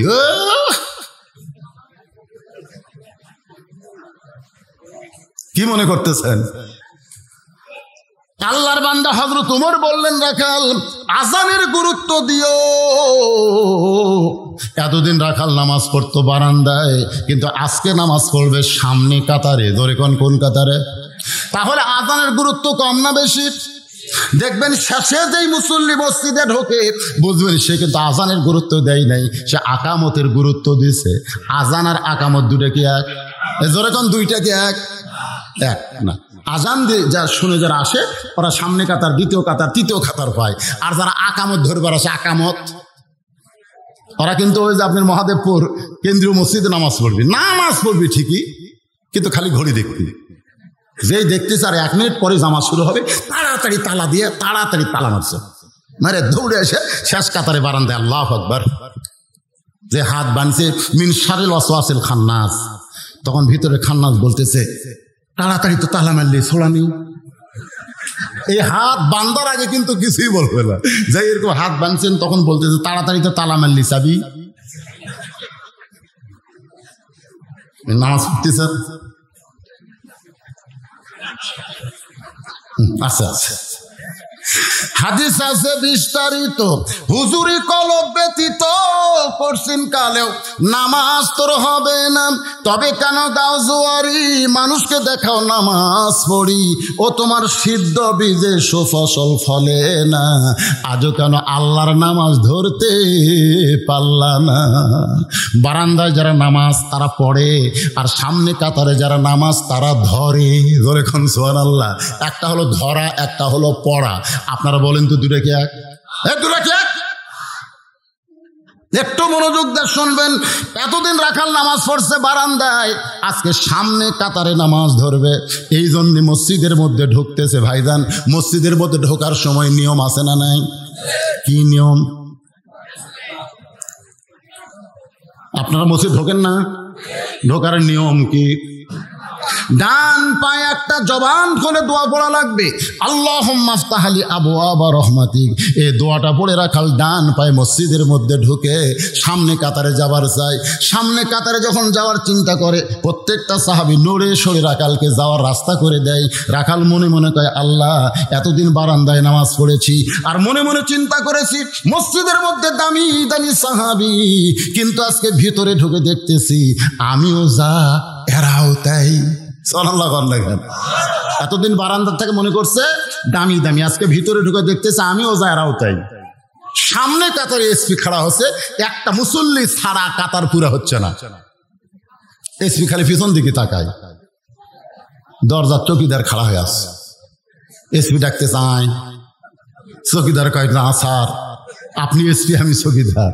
এসপি কয় এই পাগল, এই ওটা বাইরের কথা, তুই চৌকিদার আমি এসপি, ওটা হলো বাহিরের কথা, ভিতরের কথা হলো তুইও যা আমিও তাই, আয়। চৌকিদার কয় না স্যার, এসপি নিজে কাতার ছেড়ে চৌকিদারের হাত ধরে বলতেছে তো ডাকিতে আসিস না কেন? আয়। এসপির কাছে খাড়া করছে, চৌকিদার 4 আঙ্গুল পিছনে দাঁড়াইছে। এসপি পিঠে হাত দিয়ে বলতেছে তুই কাতার চিনিস না, তুই পিছনে থাকিস কেন? আমি যে চৌকি, আবার চৌকিদার বলিস খবরদার তুইও যা আমিও তাই। বলে স্যার আমার যে পাও ফাটা আপনার তেল তেলা, আজকে তেল তেলা ফাটা একত্র হয়ে যাবে। আমার গোড়ালির সঙ্গে গোড়ালি লাগা। চৌকিদারের পায়ের গোড়ালি বিলেটের মতন ধার, বুঝেন না? যার পাও ফাটে তাই বুঝে। একই বিছনায় স্বামী স্ত্রী ঘুমাতে গেলে যদি স্বামীর পাও ফাটা বউয়ের পায়ের সঙ্গে ঘষ্টন খায়, বউ বলবে মহরনা মাফ করে দিলাম, তুমি খাট পাল্টাও। ধরে কোন কথা ঠিক কি না বাজান? এজন্য পুরুষ মানুষের কাজ কাম বেশি করা লাগে। তো আপনারা ঘুমের সময় ভ্যাজলিন পায়ের গোড়ালত দিবেন, অসুবিধা আছে? চৌকিদারের পা এসপির পা গোড়ালির সঙ্গে গোড়ালি মিল করে নামাজ আদায় করতেছে। চৌকিদার চোখের পানি বের করে কান্দার বলে আল্লাহ, বাহিরে আমি চৌকিদার এসপি, কিন্তু ভিতরে ঢুকে আমরা ভাই ভাই। এমন তোমার ঘরের সমাজ আমরা বাংলাদেশে চাই, কারণ মসজিদে চলে আল্লাহর আইন আর সমাজে চলে মানুষের আইন। যখন মানুষের আইন চলবে তখন মানুষ উঁচু নিচু ধনী গরিব হবে, আর যখন আল্লাহর আইন চলবে সব দল ভাঙ্গা মানুষ এক কাতার হয়ে যাবে।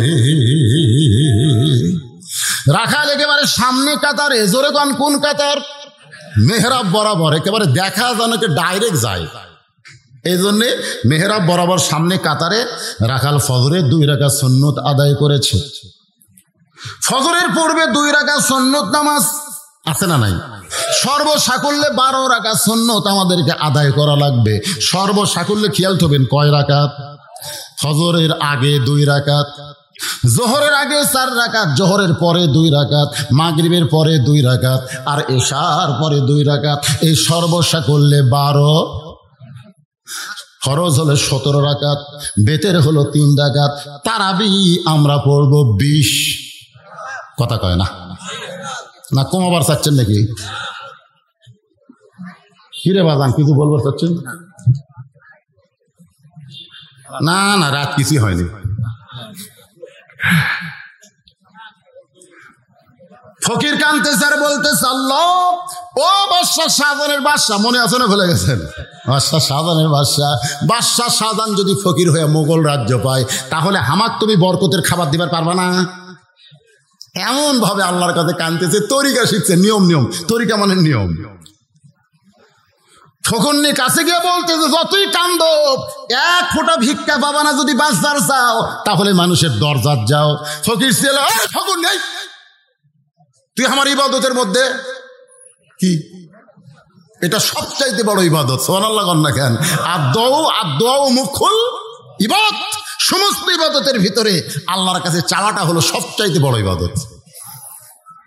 কিছুক্ষণ পরে একজন মুসাফির ডাকতেছে, ফকির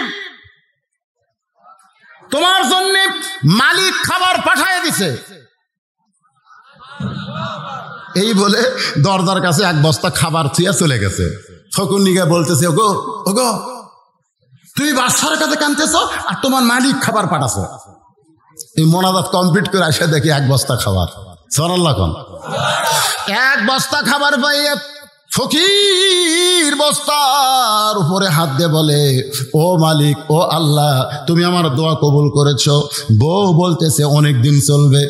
ফকির বলতেছে, তুমি রুটি পাক করো, হালুয়া পাক করো, যত ফকির আছে আমি সব ফকিরকে দাওয়াত দিবার চাই।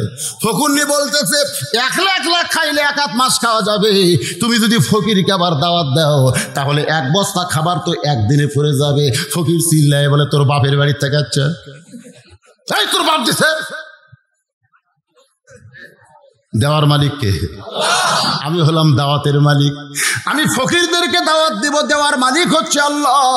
ফকির সমস্ত ফকিরদেরকে দাওয়াত দেয়। ফকিররা নাকের নিচে হাসি দিয়ে বলে, বাদশাহ শাহজাহানি ঠিক মতো খাবার পারে না, আর তুই ফকির হয়ে আমাদেরকে দাওয়াত দিস, তুই কেমনে খাওয়াবি? ফকির বলতে যে, ভাইজান আমি খাওয়ানোর মালিক না, খাওয়ানোর মালিক হচ্ছে আসল বাদশাহ, আমি হলাম দাওয়াতকারী। জোরে কান সুবহানাল্লাহ।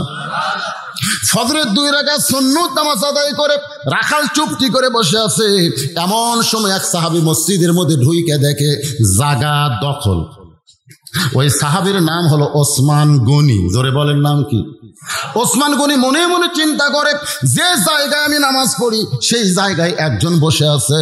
হয়তো আপনারা বলবেন, হুজুর মসজিদের কোনো জায়গা তো কারো জন্য দখল না, তাহলে ওসমান গনি কেন ওই জায়গায় নামাজ পড়ে? কেন নামাজ পড়ে? ওসমান গনি নামাজ পড়ে নিজের ইচ্ছাই না। আল্লাহর নবী বলেছেন, আমি যখন ইমামতি করব, আমি বরাবর যিনি পিছনে দাঁড়াবে তার নাম হলো আবু বকর। আমার আবু বকর যখন ইমামতি করবে, আবু বকর বরাবর যিনি পিছনে দাঁড়াবে তার নাম হলো ওমর। ওমর যখন ইমামতি করবে, ওমর বরাবর পিছনে যিনি দাঁড়াবে তার নাম হলো ওসমান। ওসমান যখন ইমামতি করবে, ওসমান বরাবর পিছনে দাঁড়াবে তার নাম হলো আলী। আমার আলী যখন ইমামতি করবে, আলী বরাবর পিছনে। নবী আর কথা বলতেছেন না। সাহাবীরা বলে, রাসূলুল্লাহ আলী যখন খাল, যেই কইছে আমি রাখাল, ওসমান গনি মুসকি মুসকি হাসতেছে। কারণ একজন রাখাল ছাড়া এমন গরম ভাষা সাধারণ মানুষের হবে? কারণ যারা রাখালি করবে এরা নরম ভাষা না গরম ভাষা। আপনি গরু ছাগল চড়াবার গেছেন, আপনার গরু অন্যের আবাদের দিকে যাচ্ছে, আপনি যদি বলেন বাবা গরু ওদিকে যাস না বাবা, আপনি বাবা শোনা কয়ে গরু কথা শোনাতে পারবেন। আর যদি এই গরু লাঠি দেখিস রে, দেখবেন গরু কিন্তু মানুষের চাইতে বেশি শোনে। ওই ঘাড় কাত করে দেখে লাঠি থেকে আবার চলে আসবে। আল্লাহ নবী বলেছেন, প্রত্যেকটা অভিভাবককে আমি রাখালের দায়িত্ব দিয়ে আল্লাহ রাখালের দায়িত্ব দিয়ে দুনিয়াতে প্রেরণ করেছে। প্রত্যেকটা অভিভাবককে আল্লাহ রাখালের দায়িত্ব দিয়েছে। ধরে কারণ কিসের দায়িত্ব? এখন হয়তো আপনারা ভাবতেছেন, হুজুর আমার তো গরু ছাগল নাই, আমি কার রাখালি করব? আপনি চোখ বন্ধ করে দেখেন, আছে। হ্যাঁ আছে। আপনার 45 বছরের একটা গাভী আছে, আপনার 22 বছরের একটা আইডিয়া আছে, আপনার 17 বছরের একটা বকনা আছে। আপনি চোখ বন্ধ করে দেখেন, আছে। আমার বাড়িতে একটা আছে, সেই গাভীর বয়স আপাতত 45 বছর। ধরে কোন কয় বছর? তা আপনি এশার নামাজ পড়ে বাড়িতে ঢুকছেন, নিয়ত করতেছেন আমি আল্লাহর ঘরে নামাজ পড়লাম, আমার বিবিও তো নামাজ পড়ে কোরআন শরীফ পড়তেছে, এই নিয়তে ঘরের মধ্যে যাই দেখেন হরি হরি রাম রাম লোলো লোলো। হেরে আল্লাহর কোরআন বাদ দে হরি হরি রাম রাম লোলো কি? আপনি তাকায় দেখেন আপনার গাভী স্টার জলসা দেখতেছে। কি জলসা? তাহলে আপনার গাভী আবাদ বাদ দেয়া অন্যের আবাদ খাচ্ছে। বাংলাদেশের এটিএন বাংলা, বাংলাদেশের চ্যানেল আই বাদ দেয়া স্টার জলসা জি বাংলা ভারতের চ্যানেল দেখতেছে, নিজের আবাদ বাদ দেয়া, নিজের ঘাস বাদ দেয়া অন্যের আবাদ খাচ্ছে। লাঠি নাই, লাঠি নাই, এই গরু একদিনও আপনার গাভীকে আপনি সাইজ করলেন না। আপনার 22 বছরের আগে আপনি ফজরের নামাজ সামনে কাতার আদায় করেন, আর আজান হলে আগে 2.5 হাত হয়। আগে ছিল 3.5 হাত। আগে কয় হাত? কিন্তু যে আসসালাতু খায়রুম মিনান নাম কইছে আগে তখন একেবারে এক টানে ল্যাপ মাথার উপর দিচ্ছে। এখন পাও যে বাড়াবে পাও, তখন পাও টেনে বুকের কাছে নিয়ে আইছে। আপনি জানলা দিয়ে তাকায় দেখেন চাউলের বস্তা ঢাকা থুসা। কে আমার ছেলে কোথায় গেল? ল্যাপ টানতে দেখেন ল্যাপের তলে ওর সাইজ আর সাইড থেকে কুত্তার সাইজ একই সাইজ। ফজর বাদ দিয়ে ল্যাপের মধ্যে ঘুম পাড়ে যারা, এরা হলো কুত্তার আমল করে। জোরে কোন কিসের আমল? আরো জোরে কোন সাইড থেকে কুত্তার মতন সাইজ তারা। বাজান গো, আপনার 17 বছরের একটা বকনা আছে, আপনি তাকায় দেখেন হাই হিল পরে বকনা, প্লাজো পরে টাকনু বার করে ওন্না ঘুরে দিছে। ওন্না আগে বকনার ওন্না ঠিকই ছিল, এইভাবে আগে এইভাবে দিছিল, কিন্তু এখন পরিবেশ খারাপ, ওন্না এখন এই দিকে গেছে। আমার বকনা কি করতেছে রে? বোঝেন না বকনা? বোঝেন না বকনা? বোঝেন না? তাহলে আপনার করণীয় কি? রাখাল হিসাবে আপনার দায়িত্ব আছে না নাই? নবী ঘরের মধ্যে ঢুইকে দেখে 9 বছরের মেয়ে ফাতেমা হাতের মধ্যে চুরি দিয়ে মুস্কি মুস্কি হাসতেছে। আল্লাহ রাসূল ঘরের মধ্যে না ঢুকে বারান্দায় ব্রেক করলেন। ফাতেমা চমকে গেল, যেই বাবা ঘরের মধ্যে ঢুকে আমাকে মা মা বলে আদর করে, সেই বাবা কেন ঘরের মধ্যে ঢুকলো না? ফাতেমা বারান্দায় গিয়ে দেখে নবীর চোখ দিয়ে দর দর করে পানি পড়তেছে। ফাতেমা কান্দারে বলে, বাবা কি দুঃখ আপনার মনে, এমন করে কেন কাঁদতেছেন? রাসূল বলে, ফাতেমা তোমার বাবা আল্লাহর নবী বলে তুমি জান্নাতে যাবে, এমন চিন্তা করো না মা। নবীর মেয়ে হলেই তুমি জান্নাতে যাবা, এমন চিন্তা করো না। জান্নাতে যদি যাবার চাও, জান্নাতের আমল করে জান্নাতে যেতে হবে। আল্লাহ রাসূল বললেন, ফাতেমা যে দুনিয়াতে সাজবে মা, আল্লাহ তার আখিরাতের সাজ কমায় দেবে। সঙ্গে সঙ্গে ফাতেমা হাতের 2টা চুড়ি খুলে মাটির ফাইলা দিলেন। মাটির যেই মাত্র ফাইলা দিছে, নবী দৌড়ে গিয়া ওই চুরি পকেটের মধ্যে ঢুকাইলেন। ফাতেমা বলে, বাবা শুধুমাত্র 2টা চুরি হাতে দেওয়ার কারণে আপনি ঘরের মধ্যে ঢোকেননি বাবা, আপনি বারান্দায় দাঁড়িয়ে কাঁদতেছেন, সেই চুরি ফেলে দিলাম, আপনি কুড়ে কেন জামার পকেটের মধ্যে রাখলেন? ফাতেমার কাছে এসে নবী ফাতেমার কপালে চুমো দিয়ে বললেন, ফাতেমা এই 2টা চুরি তুমি ফাইলা দিছো, কিন্তু আমি যত্ন করে রাখবো মা। শুধু চুরি যত্ন করব না, তোমার নাকে একদিন ফুল পরায় দেব, তোমার কানে দুল পরায় দিব, তোমার গলায় মালা পরায় দিব। ফাতেমা বলে, কবে কবে কবে? আল্লাহর নবী বললেন, যেদিন তোমার বিবাহ হবে। ও ফাতেমা, মেয়েরা কেবলমাত্র একজন ব্যক্তির জন্য সাজতে পারবে মা, সেই ব্যক্তি হলো তার স্বামী। স্বামী ছাড়া অন্য কোনো পুরুষের জন্য মেয়েরা সাজবে না। কিন্তু আপনার বকনাদের সারা দিন গোটা পাড়া ঘুরতেছে সাজিয়া গুজা। আর আমাকে যুবকেরা আমাকে জুবারে খালি মিস কল মারতেছে, জোরে কোন কি কল, কি দায়িত্ব আছে না নাই, জোরে কোন আছে না নাই। সঙ্গে সঙ্গে ওসমান গনি দাঁড়ায় বলতেছে ভাইজান কোনোদিন সামনে কাতারে দেখি নাই, আজকে প্রথম দেখতেছি, তাই বারবার তাকায় দেখি ভাই। রাখাল বলতেছে আমার কি ঠেকা, আমার ঠেকা নাই যে সামনে কাতার আসা লাগবে। আমি বারান্দায় নামাজ পড়ি, আজকে সামনে কাতারে শুধু দেখার জন্য আইছি, দেখা হয়ে গেলে আগামীকাল থেকে আর সামনে কাতারে আসবো না। ওসমান গনি বলতেছে ভাইজান আজকে আপনি দেখতে পাবেন, তার গ্যারান্টি কি? রাখাল বলতেছে আমার চোখের পাওয়ার ভালো, আশা মাত্রই দেখা হয়ে গেল। ওসমান গনি বলে ভাইজান আজ কয়েক বছর হলে সামনে কাতারে নামাজ পড়তেছি, এখন পর্যন্ত দেখা পাইলাম না। আজ কয়েক বছর হলে আমি সামনে কাতারে নামাজ পড়ি, এখন পর্যন্ত আমার দেখা হইল না, আর তুমি আজগাই দেখতে পাবা, তার গ্যারান্টি কি? রাখাল বলতেছে তোমার চোখের পাওয়ার ঠিক আছে, দেখি আমার দিকে তাকাও তো দেখি। ওসমান গনি যেই তাকাছে, রাখাল মুসকে মুসকে হাসার বলে চোখের মুনি তো ঠিকই আছে, তো কয়েক বছর হলে নামাজ পড়ো, এখন পর্যন্ত দেখতে পাও না। ওসমান গনি যাকে দেখার কথা বলতেছেন তিনি হলেন নামাজের মালিক আল্লাহ, আর রাখাল যাকে দেখবে তিনি হলেন আল্লাহর বান্দা ওমর আল্লাহওয়ালা। জোরে কন না সুবহানাল্লাহ। ওসমান গনি দেখতে চায় কাকে? আরো জোরে কন। আচ্ছা আল্লাহ দেখার কথা কি নবীর হাদিসে নাই? আর সালাতু মিরাজুল মুমিনিন দিয়ে আপনারা কি বুঝবেন? এছাড়াও রাসূল বলেছেন আনতাবুদুল্লাহ কাআন্নাকা তারাহু ফাইল্লাম তাকুন তারাহু ফাইন্নাহু ইয়ারাকা। যখন ইবাদতের মধ্যে মানুষ শামিল হয়, ইবাদতের মালিক আল্লাহকে দেখতে পায়। আল্লাহ যদি দেখা সম্ভব না হয়, আল্লাহ যে তাকে দেখতেছে এই বিশ্বাস তার কলিজার মধ্যে আসে। আমরা মসজিদের মধ্যে গেলে আমাদের কে দেখে? বিশ্বাস করে জোরে জোরে কোন কে দেখে? আমার এক সম্পর্কের চাচা 4.5 হাতে একটা গামছা গাওয়াত দিছে, গামছা বোঝেন না, গামছা গায়ে দিয়ে জোহরে নামাজ পড়বার আসতেছে। আমি চাচাকে বললাম চাচা এই গামছা গায়ে কেন? চাচা বলতেছে ফতুয়া দে, ফতুয়া দে, গামছা গায়ে নামাজ হবি না, তার ফতুয়া দে। আমি বললাম চাচা এত রাগ করছেন কেন? চাচা বলতেছে এই জন্যই তো বর্তমান সরকার তোর খুব সাইজ করতেছে। আমি বললাম চাচা সামান্য কথাতে আপনি এত কথা বলতেছেন, বলবো না মানে? আমার গামছা তোর কোন জায়গায় বাজে?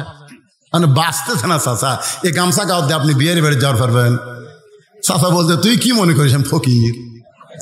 এই বছরে 6টা পাঞ্জাবি বানাচ্ছি রে, এই বছরে তো 6টা পাঞ্জাবি যদি বানাই, গামছা গাওয়ার দিয়ে বিয়ের বাড়ি যাবো কেন? আল্লাহ চাচা এই গামছা গায়ে কি জামাইয়ের বাড়ি যাওয়ার পারবেন? চাচা রাগ করে বলে আমার জামাইয়ের কি দাম নাই, জামাইয়ের বাড়ির শ্বশুর কি গামছা গায়ে যায়? আপনি বিয়ের বাড়িতে গেলে বিয়েই দেখবে, জামাইয়ের বাড়িতে গেলে জামাই দেখবে। আর আল্লাহর ঘর মসজিদের মধ্যে ঢুকতেছেন, আমার আল্লাহ বুঝি দেখবে না? যদি আপনার নতুন পাঞ্জাবি না থাকতো তাহলে ভিন্ন কথা, কিন্তু এই বছরই 6টা বানাইছেন, তারপরে গামছা গাওয়ার দিয়ে আল্লাহর ঘরত আসতেছেন। আপনি গামছা গাওয়ার দিয়ে ডিসির ঘর যাওয়ার পারবেন? ডিসি চাপাত লাগতি দেবার করে দিবি। জোরে কোন কত কথা কন না গায়ে জানতো গামছা গাওয়ার দিয়ে এমপির অফিসে জানতো, এমপির অফিস ডিসির অফিস তাইতেও কোটি কোটি গুণ দামি হচ্ছে আল্লাহর অফিস। জোরে কোন কথা ঠিক কিনা?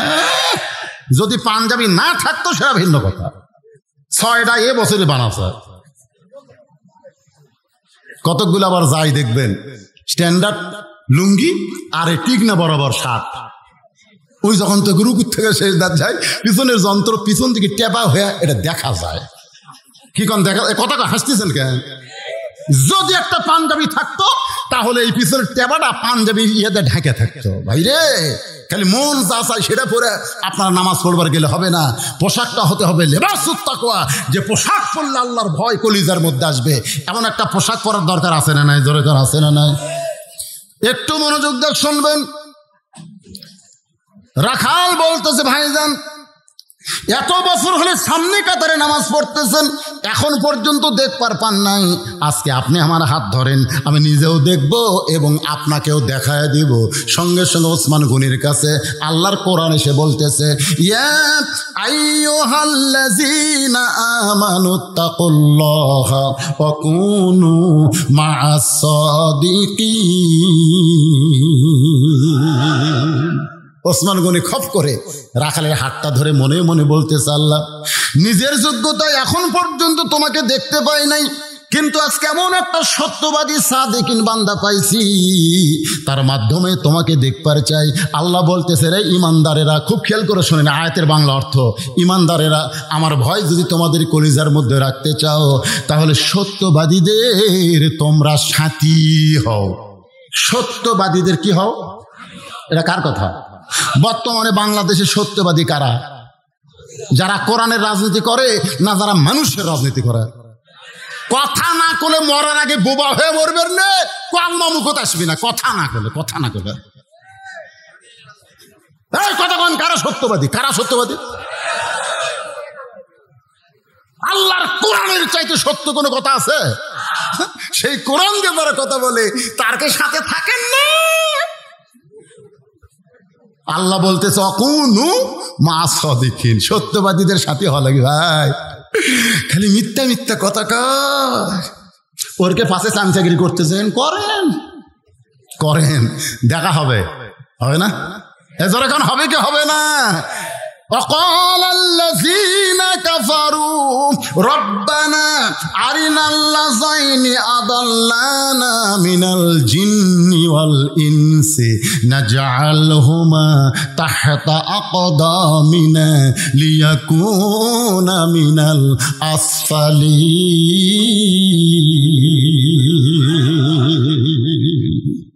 ওসমান গনি রাখালের হাতটা ধরে বসে আছে, মনের মধ্যে বড় শান্তি। নিজের যোগ্যতায় কয়েক বছর নামাজ পড়লাম, এখন পর্যন্ত দেখতে পাইলাম না। আজকে এমন একজন আল্লাহওয়ালা পাইছি যে নিজেও দেখবে এবং আমাকেও দেখায় দিবে। ওসমান গনি হাত ধরে কার আছে? মাঝখানে এই চারটা কে উঠলো রে? এই চারটা কে রে?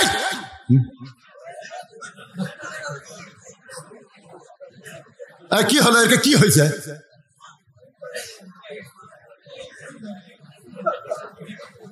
আপনার কি বিরক্ত হচ্ছেন?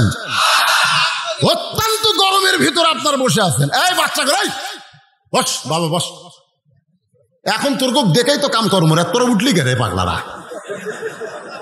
এরা হচ্ছে মাদ্রাসার তালবে এলেম। সুবহানাল্লাহ কোন? একটু দুষ্ট হয়। আমার মাদ্রাসার ছেলেরা লেখাপড়া যখন করে 1 ঘন্টার মধ্যে 2 বার পেশাব করে।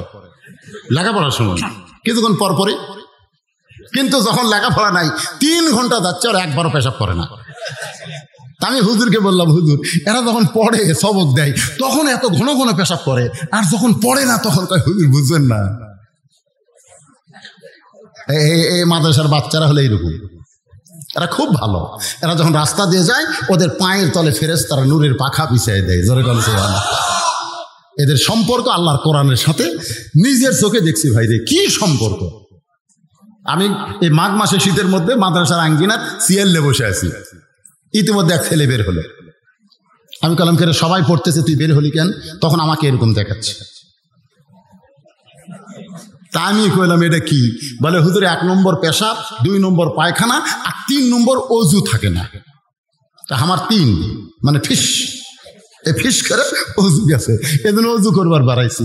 আমি বলি মাঘ মাসের শীতের দিনে ঠান্ডা পানি দিয়ে তো অজু করা লাগবে। এই যা ফিস, এটা গেলেও কোরআন শরীফ পড়া যাবে, যা যা, অজু না থাকলেও কোরআন শরীফ পড়া যাবে। না হুজুর যাবে না। যাবে রে পাগল। আমির হামজা কইছে, আমির হামজা কইছে অজু ছাড়াও কোরআন পড়া যায়। ওই ছোট ছেলে বলতে হুজুর আমি আমির হামজা টামজা মানি না। আমির হামজা না মানিস, আমাকে মানিস না? আপনাকে মানি। যা অজু ছাড়া কোরআন পড়া যাবে, যা। এমন ধমক মারছি, ওই ধমকের কারণে মাদ্রাসার ঘরের মধ্যে গেছে। আমি মনে মনে চিন্তা করতেছি, দেখি বেটা অজু ছাড়া কোরআন ধরে কিনা। এই চেয়ার ছেড়ে আমি জানলার কাছে গিয়ে তাকাই, দেখি ও দরজার কপাটের কাছে লুকে আছে। যেই দেখছে আমি চেয়ারত নাই, আবার বাড়াছে। আমি দৌড়ে এসে বলে, ও তখন মাটির বসে বলে, হুজুর মারেন কাটেন, মাসে থেকে বের করে দেন, অজু ছাড়া আল্লাহর কোরআন আমি পড়বো না। ওকে আমি বুকের মধ্যে নিয়ে বললাম, আল্লাহ এই ছোট্ট একটা বাচ্চা তোমার কোরআনের সঙ্গে এমন সম্পর্ক করেছে, যারা মেরে কাটা বের করে দিলে অজু ছাড়া, মাঘ মাসের শীতের দিনে অজু ছাড়া তোমার কোরআন এরা স্পর্শ করবে না। কোরআন পড়তে পড়তে এদের চাল চরিত্র এত সুন্দর হয়ে গেছে, ধরে কোন সুবহানাল্লাহ। এই মাদ্রাসা হলো সেই ফ্যাক্টরি, বাজান একটু মনোযোগ দিয়ে কথাগুলো শুনতে হবে। ওসমান গনি রাখালের হাতটা ধরে বসে আছে, মনে গেছে না ভুলে গেছেন? এমন সময় মুয়াজ্জিন আকামত শুরু করছে। আকামত, একামত না আকামত? যেই মাত্র মুয়াজ্জিন আকামত শুরু করেছে এমন সময় হযরত ওমর মেহরাবের মধ্যে ঢুকছে। হয়তো আপনারা বলবেন হযরত ওমর কোন দিক দিয়ে মেহরাবের মধ্যে ঢুকলো? আমাদের ইমাম তো মসজিদের দরজা দিয়ে মেহরাবে আসে, কিন্তু হযরত ওমর কোন দিক দিয়ে ঢুকলো? যখন খেলাফত চলবে, আল্লাহ রাজত্ব জারি থাকবে, তখন প্রত্যেকটা ইমাম শুধু ইমাম হবে না, ওই এলাকার চেয়ারম্যান হওয়া লাগবে, এলাকার এমপি হওয়া লাগবে, এলাকার মন্ত্রী হওয়া লাগবে, এলাকার প্রধানমন্ত্রী, এলাকার রাষ্ট্রপতি হওয়া লাগবে। ওমর ফারুক যখন মসজিদের মেহরাবে ঢুকছেন, ওমর ফারুক তখন অর্ধ পৃথিবীর খলিফা। তাহলে দরজা দিয়ে ঢুকবে কেন? ওই মেহরাব থেকে ছোট্ট একটা দরজা করা হয়েছে, ওই দরজার ওই পারে নেতার একটা রেস্ট রুম রয়েছে। হযরত ওমর যেই মেহরাবের মধ্যে ঢুকছে, মুয়াজ্জিন বলতে যে কদ কামাতিস সালাত, কদ কামাতিস সালাত, সঙ্গে সঙ্গে রাখাল আল্লাহু আকবার। রাখাল যেই মাত্র আল্লাহু আকবার কইছে, ওসমান গনি রাখালের হাত ছাড়ে দিচ্ছে। এতক্ষণ কি ধরে ছিল? হাত ছাড়ে দিয়ে বলছে যে ভাইজান, ইমাম সাহেব ভুল করলে মানুষ লোকমা দেয়, এখন পর্যন্ত মুয়াজ্জিনের আকামতই শেষ হয় নাই, আর তুমি আল্লাহু আকবার লোকমা দিলা। রাখাল চিল্লায় বলে, এই জন্যই তো তুমি কানা, এত বছর হলো সামনে কাতারে নামাজ পড়ো, এখন পর্যন্ত তুমি দেখবার পাইলা না, এই জন্যই তো তুমি কানা। আমি কি জন্য লোকমা দিলাম মিয়া, তুমি জানতে পারলা না? সঙ্গে সঙ্গে 2 নম্বর কাতার থেকে একজন সাহাবী দৌড়ে এসে রাখালের হাতটা হেঁচকা দিয়ে বলতেছে, এই পাগল, তোকে সামনে দেখার পরে আমার সন্দেহ হয়েছে, তুই যারা কানা কানা বলতেছিস, এই মহামানবকে তুই চিনিস? এই মহামানব হলো আল্লাহর নবীর ডবল জামাই ওসমান গনি। সঙ্গে সঙ্গে রাখাল থরথর করে কাঁপতেছে, চিৎকার করে বলতেছে, আল্লাহ, এই জন্যই বারান্দায় নামাজ পড়ি, এই জন্যই বারান্দায় নামাজ পড়ি, ভিতরের দামি দামি সাহাবীকে আমি চিনি না, যার কারণে এত দামি একজন সাহাবীর সঙ্গে আমি বেয়াদবি করেছি, আমি ভিতরের কাউকে চিনি না ভাই, আমি বারান্দায় নামাজ পড়ি, আমি সামনে কাতারে দাঁড়াইছি কেবলমাত্র ওই পথিকের কারণে।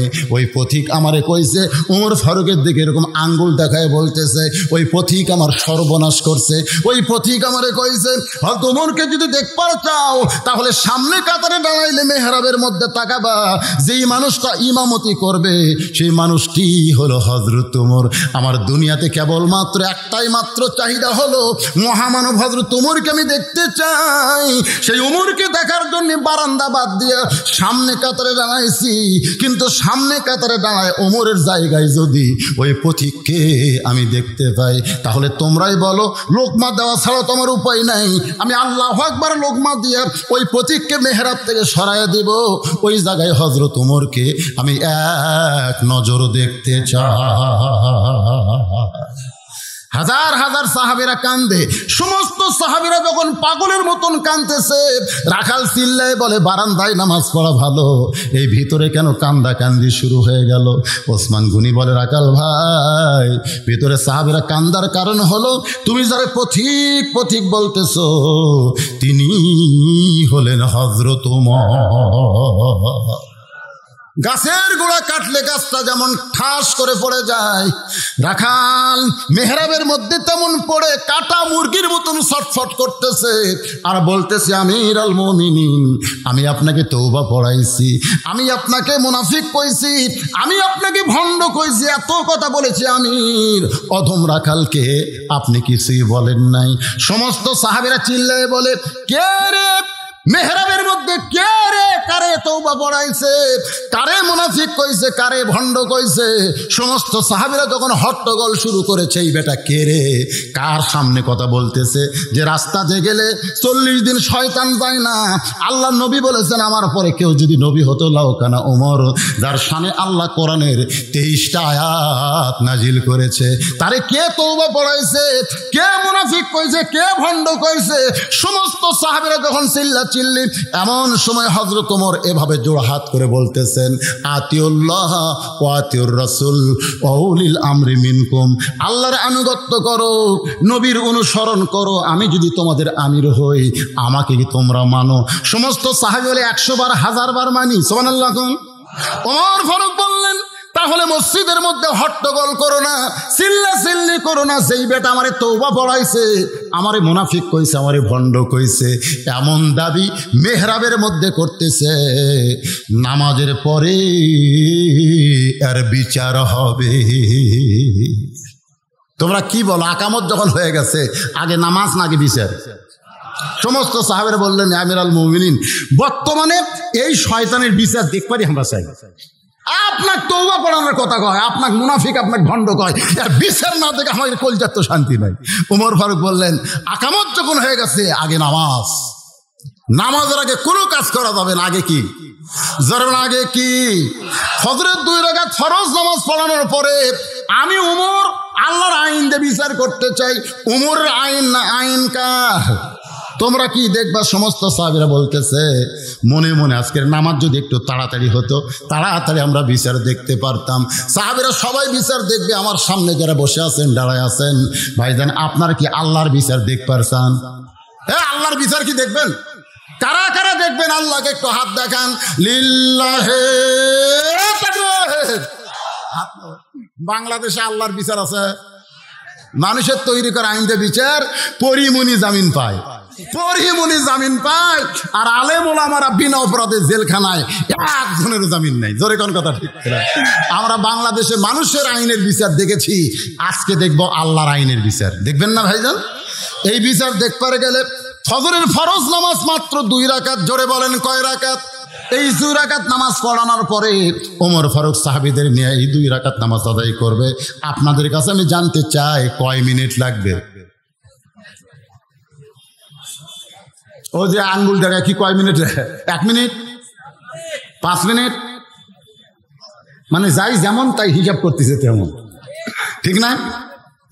আসলে বর্তমানে আমরা যে হারে তারাবি শুরু করব কয়েকদিন পরে, সেই হিসাবে কয় মিনিট লাগবে?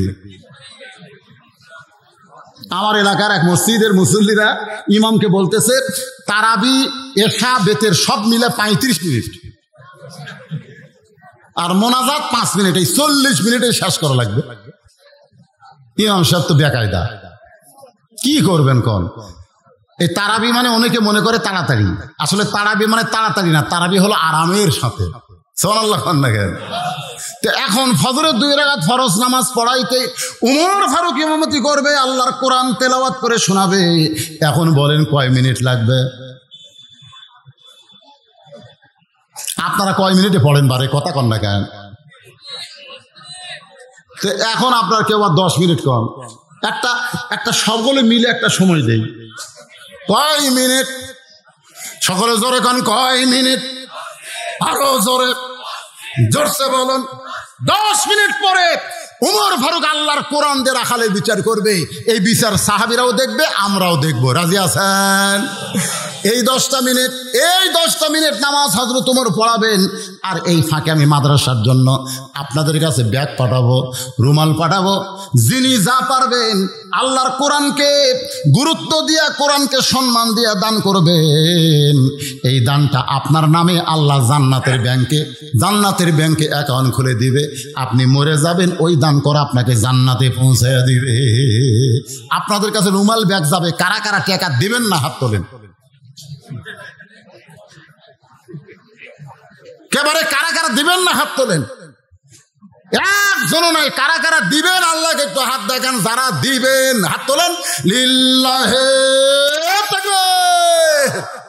হাত নামান। মাশাআল্লাহ, জাযাকাল্লাহ। সবাই দিবে রে, খালি খাড়া হয়ে যারা আছে এরা মনে হয় হাত তোলেনি না। তুলিছে মাশাআল্লাহ। এই ব্যাগ পাটি, রুমাল পাটি কোথায়? এই মাদ্রাসার তালবে ইলমেরা কোথায়? হ্যাঁ, ব্যাগ যাও, রুমাল নিয়ে যাও, ভিতরে ঢোকো, সবাই দান করবে। ভাইজান, এই স্টেজের উপরে কিছু আল্লাহর বান্দা আছে যারা দানবীর, মহিলাদের মধ্যেও যাবে। আমার মায়েরাও দান করবেন। মা আল্লাহর হস্তে ওটা বসা। শোনেন, একজন উঠবেন না। একজন উঠলে আমরা দোয়া করবো আল্লাহ অর্জন প্যারালাইসিস হয়, ধরে এখন কি লাইসিস, হ্যাঁ প্যারালাইসিস, তখন উঠে ঘুষটা হাঁটা লাগবে, তখন দেখবেন কি হয়। কলজা ভরে গেছে। এই যে ওয়াজ করতেছি আপনার এখন পড়ায় 11:15 বাজতেছে, আর 15 মিনিট পর 12টা বাজবে। আমি ঘড়ি ধরে প্রায় 2 ঘন্টার মতো কথা বলতেছি, একটা লোকের পেশাব নাই পায়খানা নাই, মনে হয় মরি আছে না বাইসে আছে বোঝা যাচ্ছে না। আর এখন টাকা তুলতেছি, লাভ ধরতেছেন, তার মানে টাকা দিয়েন না, আপনি দিয়েন না, আপনার টাকা দেওয়া ছাড়া কি মাদ্রাসা চলবে না? এখানে বারবার বলেছে আপনারা দোয়া করবেন, দোয়া করবেন, এই মাদ্রাসার জন্য দোয়া করবেন। আমার কলজা ভরে গেছে, পেশাবখানা দেয়, হাইরে হাইরে কি সাইজের পেশাবখানা বানাছে রে। আর মাদ্রাসা দোতলা করছে, আরো মাদ্রাসা করবে ইনশাল্লাহ। এই মাদ্রাসা টিকায় রাখার জন্য ইনারা তো দিবেনি। আমার এক ভাই বলছে ব্যবসা খারাপ যাচ্ছে, ব্যবসা সবসময় খারাপ যাবে না, ইনশাল্লাহ ভালো হবে ইনশাল্লাহ।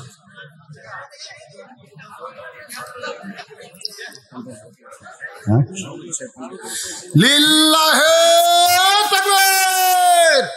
আজকের মাহফিলের সম্মানিত সভাপতি সাহেব 50,000 টাকা ধরে বলেন মারহাবা।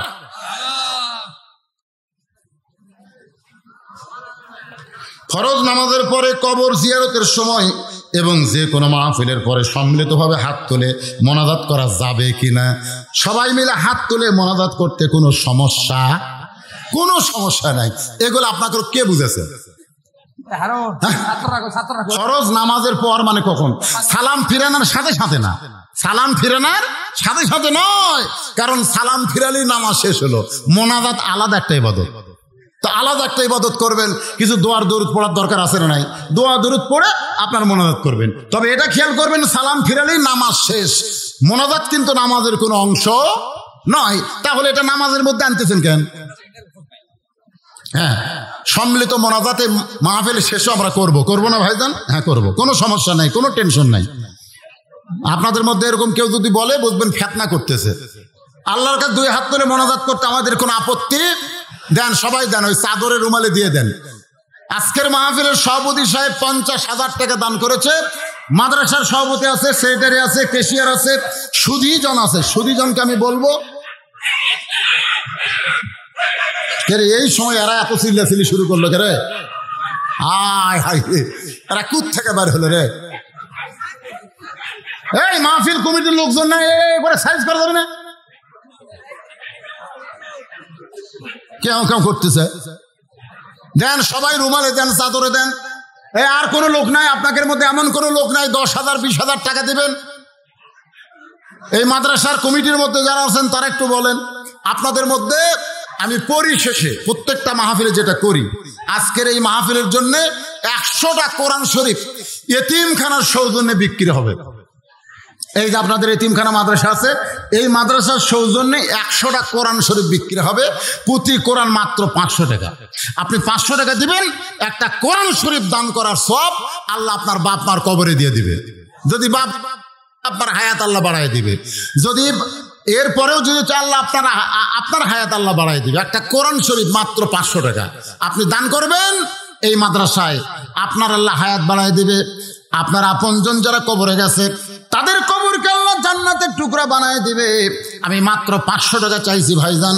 500 টাকা যিনি দিবেন একটা কোরআন দানের সওয়াব পাবেন। একটা কোরআন দানের সওয়াব সবচাইতে বেশি সওয়াব। মাশাআল্লাহ।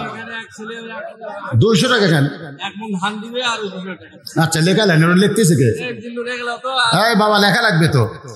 200 টাকা দান করছে, আবার 1 মণ ধানও দিবে। আল্লাহ কবুল করেন। আল্লাহ নেক নিয়ত নিয়ে গেছে পড়া আল্লাহুম্মা আমিন। কবুল করো মোদের কামনা। দানকারীকে দিবেন জান্নাত, আল্লাহ নিরাশ করবেন না।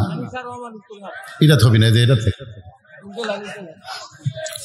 এখানে বাকি আদায় হয় না মনে হয়। আদায় করেন না? আচ্ছা ঠিক আছে, আদায়ের দরকার নাই। আপনারা গামছা গুমছা যা দিবেন আলহামদুলিল্লাহ এটাই হবে। আর সুধীজন যারা আছে বিজ্ঞাপনে যাদের নাম লেখা আছে এনাদের কাছ থেকে মোটামুটি আদায় করা হবে ইনশাআল্লাহ। একটু জিকির করেন লা ইলাহা ইল্লাল্লাহ। ওটা বসা করেন না, যারা আদায় করতেছে তারা ছাড়া বাদ বাকি সবাই বসেন আর জিকির করেন লা ইলাহা ইল্লাল্লাহ লা ইলাহা। একজন নয়, এতগুলো মানুষের মধ্যে একটা কোরআন শরীফ মাত্র 500 টাকা। ওই যে এখন হাত তুলেছে বাবা, একটু লগত দেওয়া লাগবে বাজান। দেখছেন টাকা ধরে আছে রে। আসেন একটু কষ্ট করে উঠে আসেন বাবা, যাই দিবেন আপনি একটু উঠে আসেন। মাশাআল্লাহ, আমজাদ নামে আল্লাহ তোমার একজন পাগল বান্দা তোমার নবীর এতিম মাদ্রাসায় কোরআন শরীফ বাবদ 500 টাকা দান করলো। আল্লাহ তার আমল নামায় একটা কোরআন দানের সওয়াব দিয়ে দাও, জোরে কোন আমিন। বাপ মা যদি কবরে যায় এই দানের ওসিলায় বাপ মার কবরকে আল্লাহ জান্নাতের টুকরা বানায় দেন, আল্লাহুম্মা আমিন। আল্লাহর আর একজন বান্দা কোরআন শরীফ বাবদ 500 টাকা দান করেছে আবু তালেব, আল্লাহ দানকে কবুল করেন, আল্লাহুম্মা আমিন। মাশাআল্লাহ, মাঝখান থেকে উঠে এসে আল্লাহ তোমার নবীর এতিম মাদ্রাসায় কোরআন শরীফ বাবদ 500 টাকা দান করেছে, আল্লাহ দান কবুল করেন। আল্লাহ নেক নিয়ত নেক আশা পড়াক, আল্লাহুম্মা আমিন। কত টাকা কত হালে কত দিকে চইলা যায়, নবীর মাদ্রাসা একটা কোরআন শরীফ দিলে আপনি দুনিয়া এবং আখিরাতে ধনী হবেন ভাই। নবীর মাদ্রাসা একটা কোরআন শরীফ বাবদ 500 টাকা আর একজন করলো দান, আল্লাহ দানকে কবুল করেন। আল্লাহ আজাহার 2টা কোরআন শরীফ বাবদ 1000 টাকা দান করেছে, আল্লাহ দানকে কবুল করেন। বাপ মা যদি কবরে যায় এই দানের ওসিলায় বাপ মার কবর জান্নাতের টুকরা বানান। আল্লাহ তোমার আর একজন পাগল যারাই দিচ্ছে আল্লাহ তোমার কোরআনের পাগল এই গভীর রাত্রে তাদের দান কবুল করেন। আর একজন 500 টাকা দান করেছে, আল্লাহ বাপ মা যদি কবরে যায় এই কোরআন দানের কারণে বাপ মার কবরকে আল্লাহ জান্নাতের টুকরা বানায় দেন। ভাই আর কেউ আছেন? ওটা বসা করেন না, মাত্র কয় মিনিট নামাজ পড়তে লাগবে? 10 মিনিট। 10 মিনিটের মধ্যে 5 মিনিট শেষ, আর 5 মিনিট আছে, এরপরই আবার আলোচনা শুরু হবে। এই দেখেন কুদ থেকে দৌড়ে আসতেছে, আরে কত দূর থেকে 500 টাকা নিয়ে আল্লাহ তোমার নবীর এতিম মাদ্রাসায় কোরআন শরীফ বাবদ করলো দান, আল্লাহ দানকে কবুল করে জান্নাত ঘরের মালিক বানান, জোরে বলে আল্লাহুম্মা আমিন। বাপ আর মাও দেখছেন কি সন্তান, বাপ মার জন্য কোরআন শরীফ 2টা করছে দান 1000 টাকার বিনিময়ে, আল্লাহ বাপ মার কবরকে জান্নাতের টুকরা বানায় দেন। বাবা কান্দে, মা কান্দে কবরে শুয়া, দেখলি না রে দরদের বেটা একবারও আসিয়া। আল্লাহ তোমার আর একজন পাগল 500 টাকা কোরআন শরীফ বাবদ করছে দান, আল্লাহ দানকে কবুল করে জান্নাত ঘরের মালিক বানান। ভাইরে দেন দেন দেন দেন, পকেটে টাকা 500 টাকা থাকলে নবীর এতিম মাদ্রাসা একটা কোরআন শরীফ দেন, আপনি 500 টাকা দিলেই একটা কোরআন দানের সওয়াব পাবেন।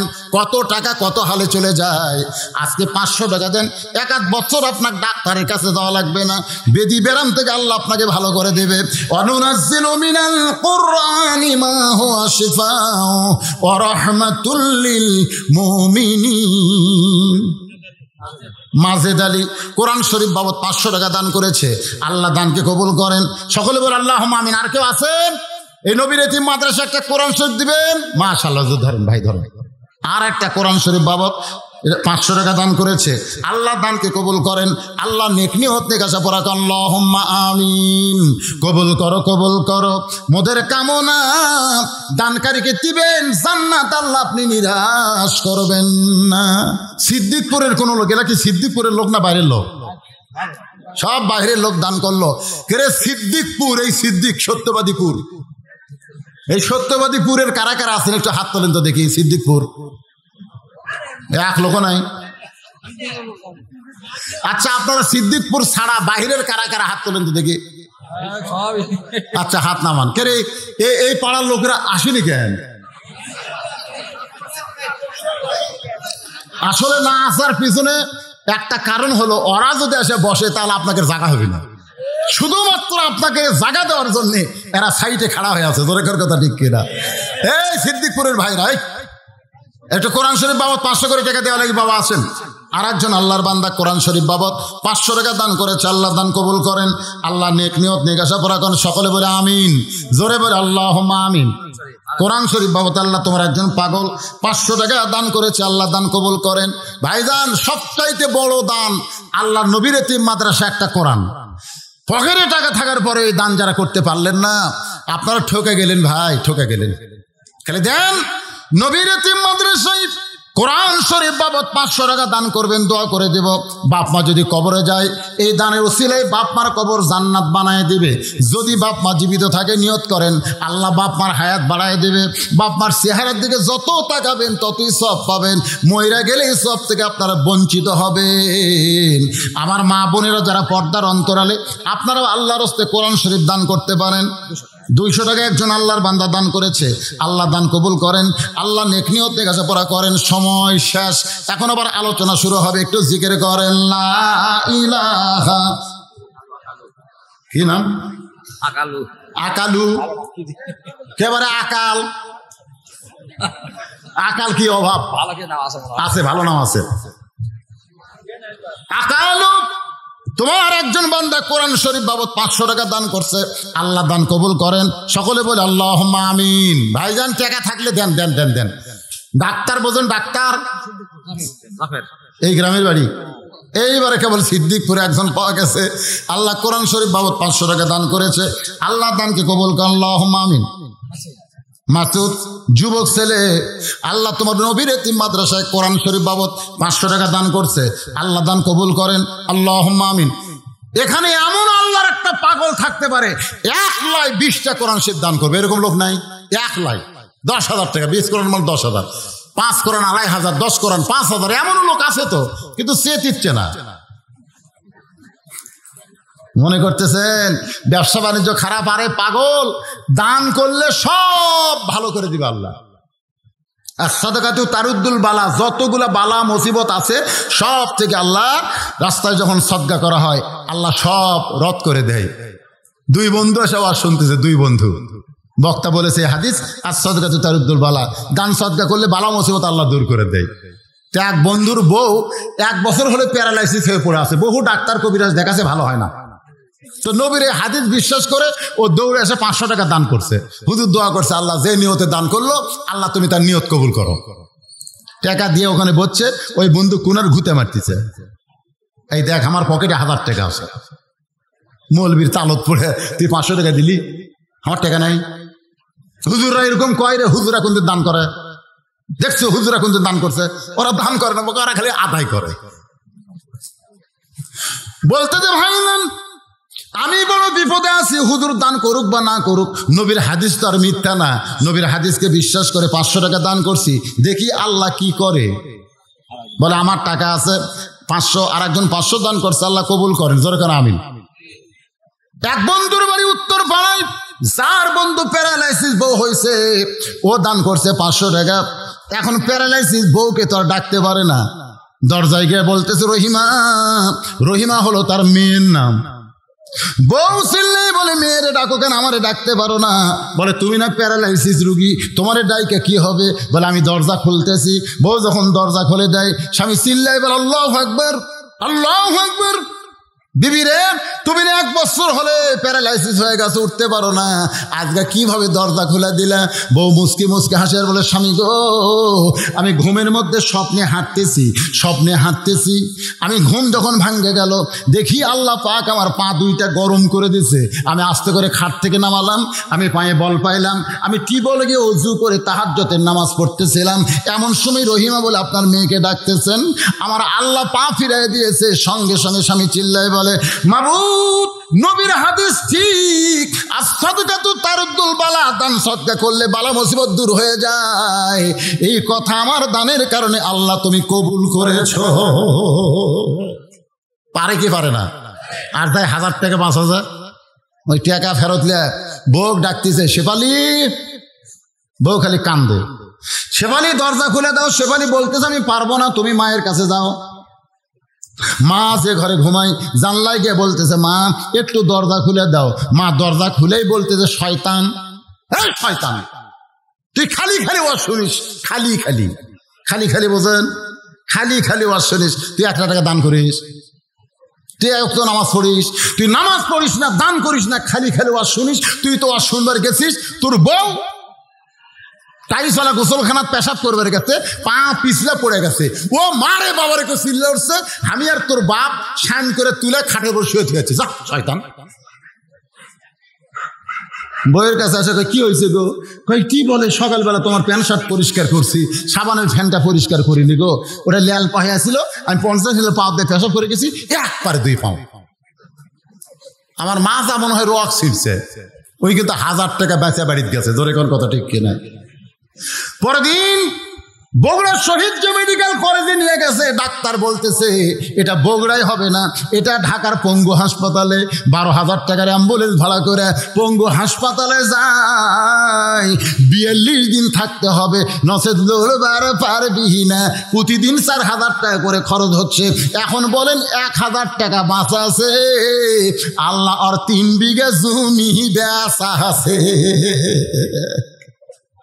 আপনারা কোন আল্লাহ পারে কি পারে না? পকেটের টাকা থিয়া পকেটের দিকে টাকা দেখতেছে, থাক থাক, একটা কোরআন শরীফ দিচ্ছে না। আল্লাহ কাল যখন বাড়াবো না, কাজ চড়বো হুন্ডা, তোর হুন্ডা ভুলভুলির সাথে মারবি, অটো ভ্যানত চড়বো, ব্রেক ধরবি, উল্টে পড়ে তোর পর যাবি, হাসপাতালত যায় তোর 1,000 টাকা খরচ হবে। এই জন্যে আগামীকাল এইরকম বিপদ না পড়ার জন্যে 500 টাকা দেন, বাড়ে দেন, একেবারে 1 বছর আপনাদের উপরে কোনো বিপদ আসবে না, কোনো বিপদ আসবে না। একটা কোরআন শরীফ বাবদ 500 টাকা দিবেন। আল্লাহ কয় যায় 1 বছর তোর উপর বিপদ তুলে নিলাম, যা। পারে কে পারে না? ধরে কারণ পারে কে পারে না? কত বিপদ হবে, কত মুসিবত দেখবেন। আপনার অনেক মুসিবত চলে আসবে, অনেক বিপদ আসবে, কিন্তু সমস্ত বিপদ থেকে আল্লাহ আপনাকে বাঁচাবে। সাদাকাতু তারুদ্দুল বালা, দান সাদকা করলে আল্লাহ বালা মুসিবত দূর করে দেয়। আল্লাহ আমাদের সবাইকে বিপদ আপদ মুসিবত থেকে হেফাজত করুন, জোরে কান আমিন। ফজরের ফরজ 2 রাকাত নামাজ শেষ, বাজান একটু মনোযোগ দিবেন। 2 ওয়াক্ত নামাজের সালাম ফেরায় নবী সাহাবীর দিকে মুখ ঘোরায়। একটা হলো ফজর আর একটা হলো আসর।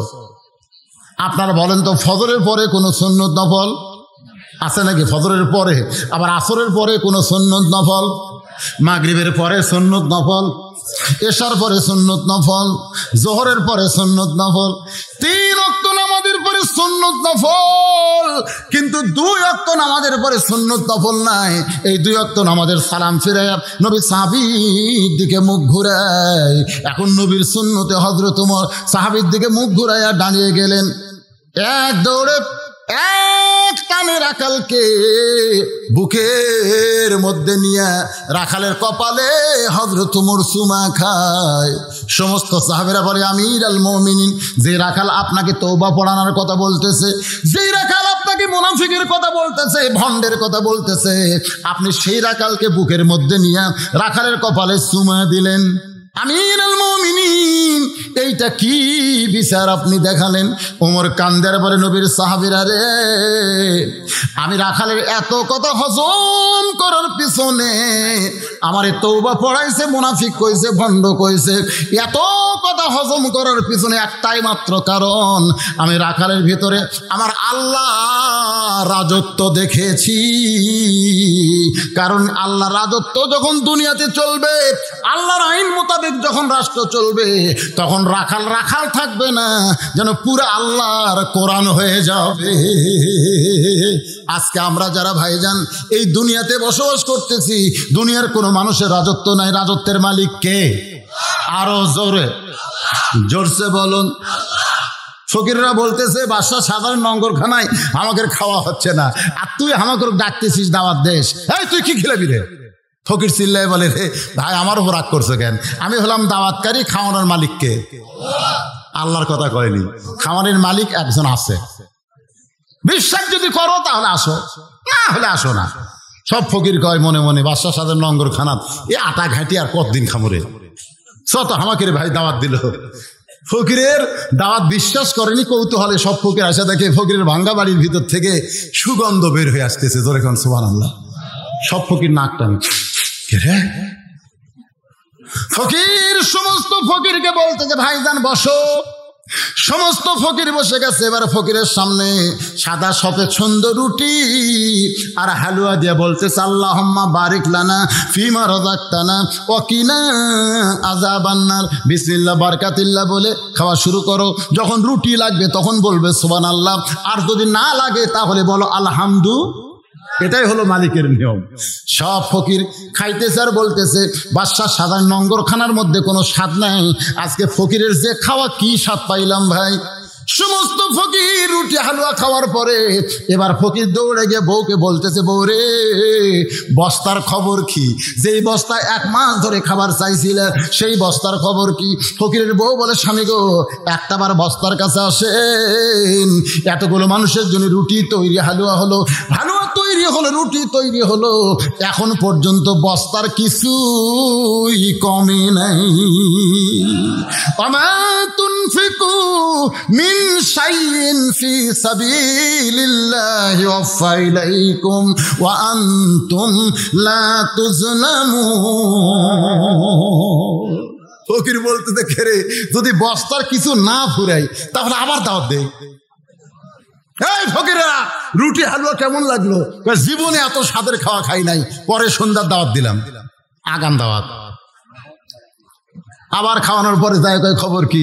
কয় যেমন বস্তা তেমনি আছে। ওমা তুনফিকু মিন শাইইন ফি সাবিলিল্লাহি ওয়াফা, ওয়াফা মানে কি? আল্লাহ আবার ফিরিয়ে দেয়। জোরে কান সুবহানাল্লাহ। 3 দিন, জোরে কান কয় দিন? বাদশাহ সাধারণ নঙ্গরখানার বাবুর্চি আর সাগিদার, বাদশাহ সাধারণ নঙ্গরখানার বাবুর্চি আর সাগিদার কে বল যাবো না। 3টা দিন হলে পাক হচ্ছে, কিন্তু একটা ফকিরও নাই। খালি পাক করতেছি, রুটি হালুয়া ফেলে দিচ্ছি। বাদশাহ সাধারণ কয়, কে রে আমার দেশের ফকির কি সব অনশন ধর্মঘট করলো নাকি? সৈন্যদের পাঠায় যে খুঁজলে দেখো তো ফকির গুলো কোথায়।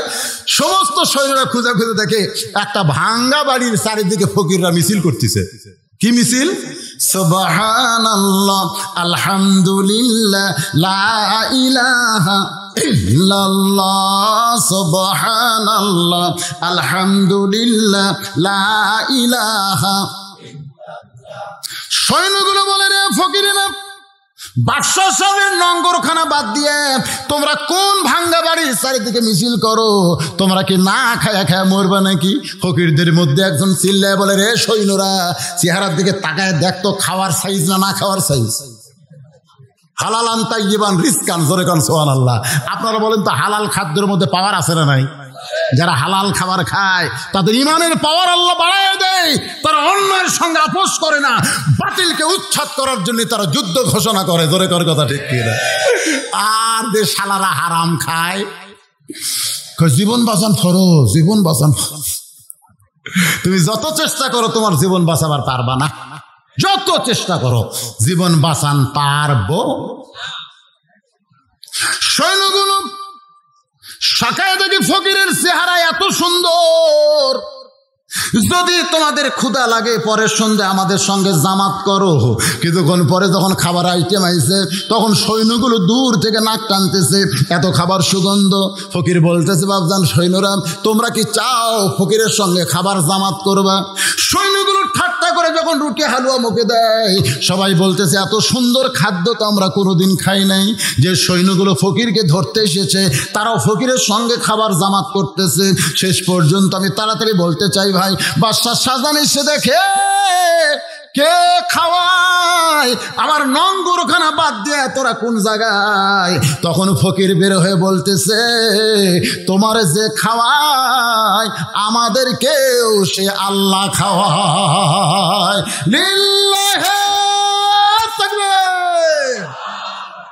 বাদশাহ শাহজাহান তাকায় দেখে এটা তো সেই ফকির রে, যে দারোয়ানের সামনে আমারে কি কইছে? কথা কয় না, ফকির কইছে।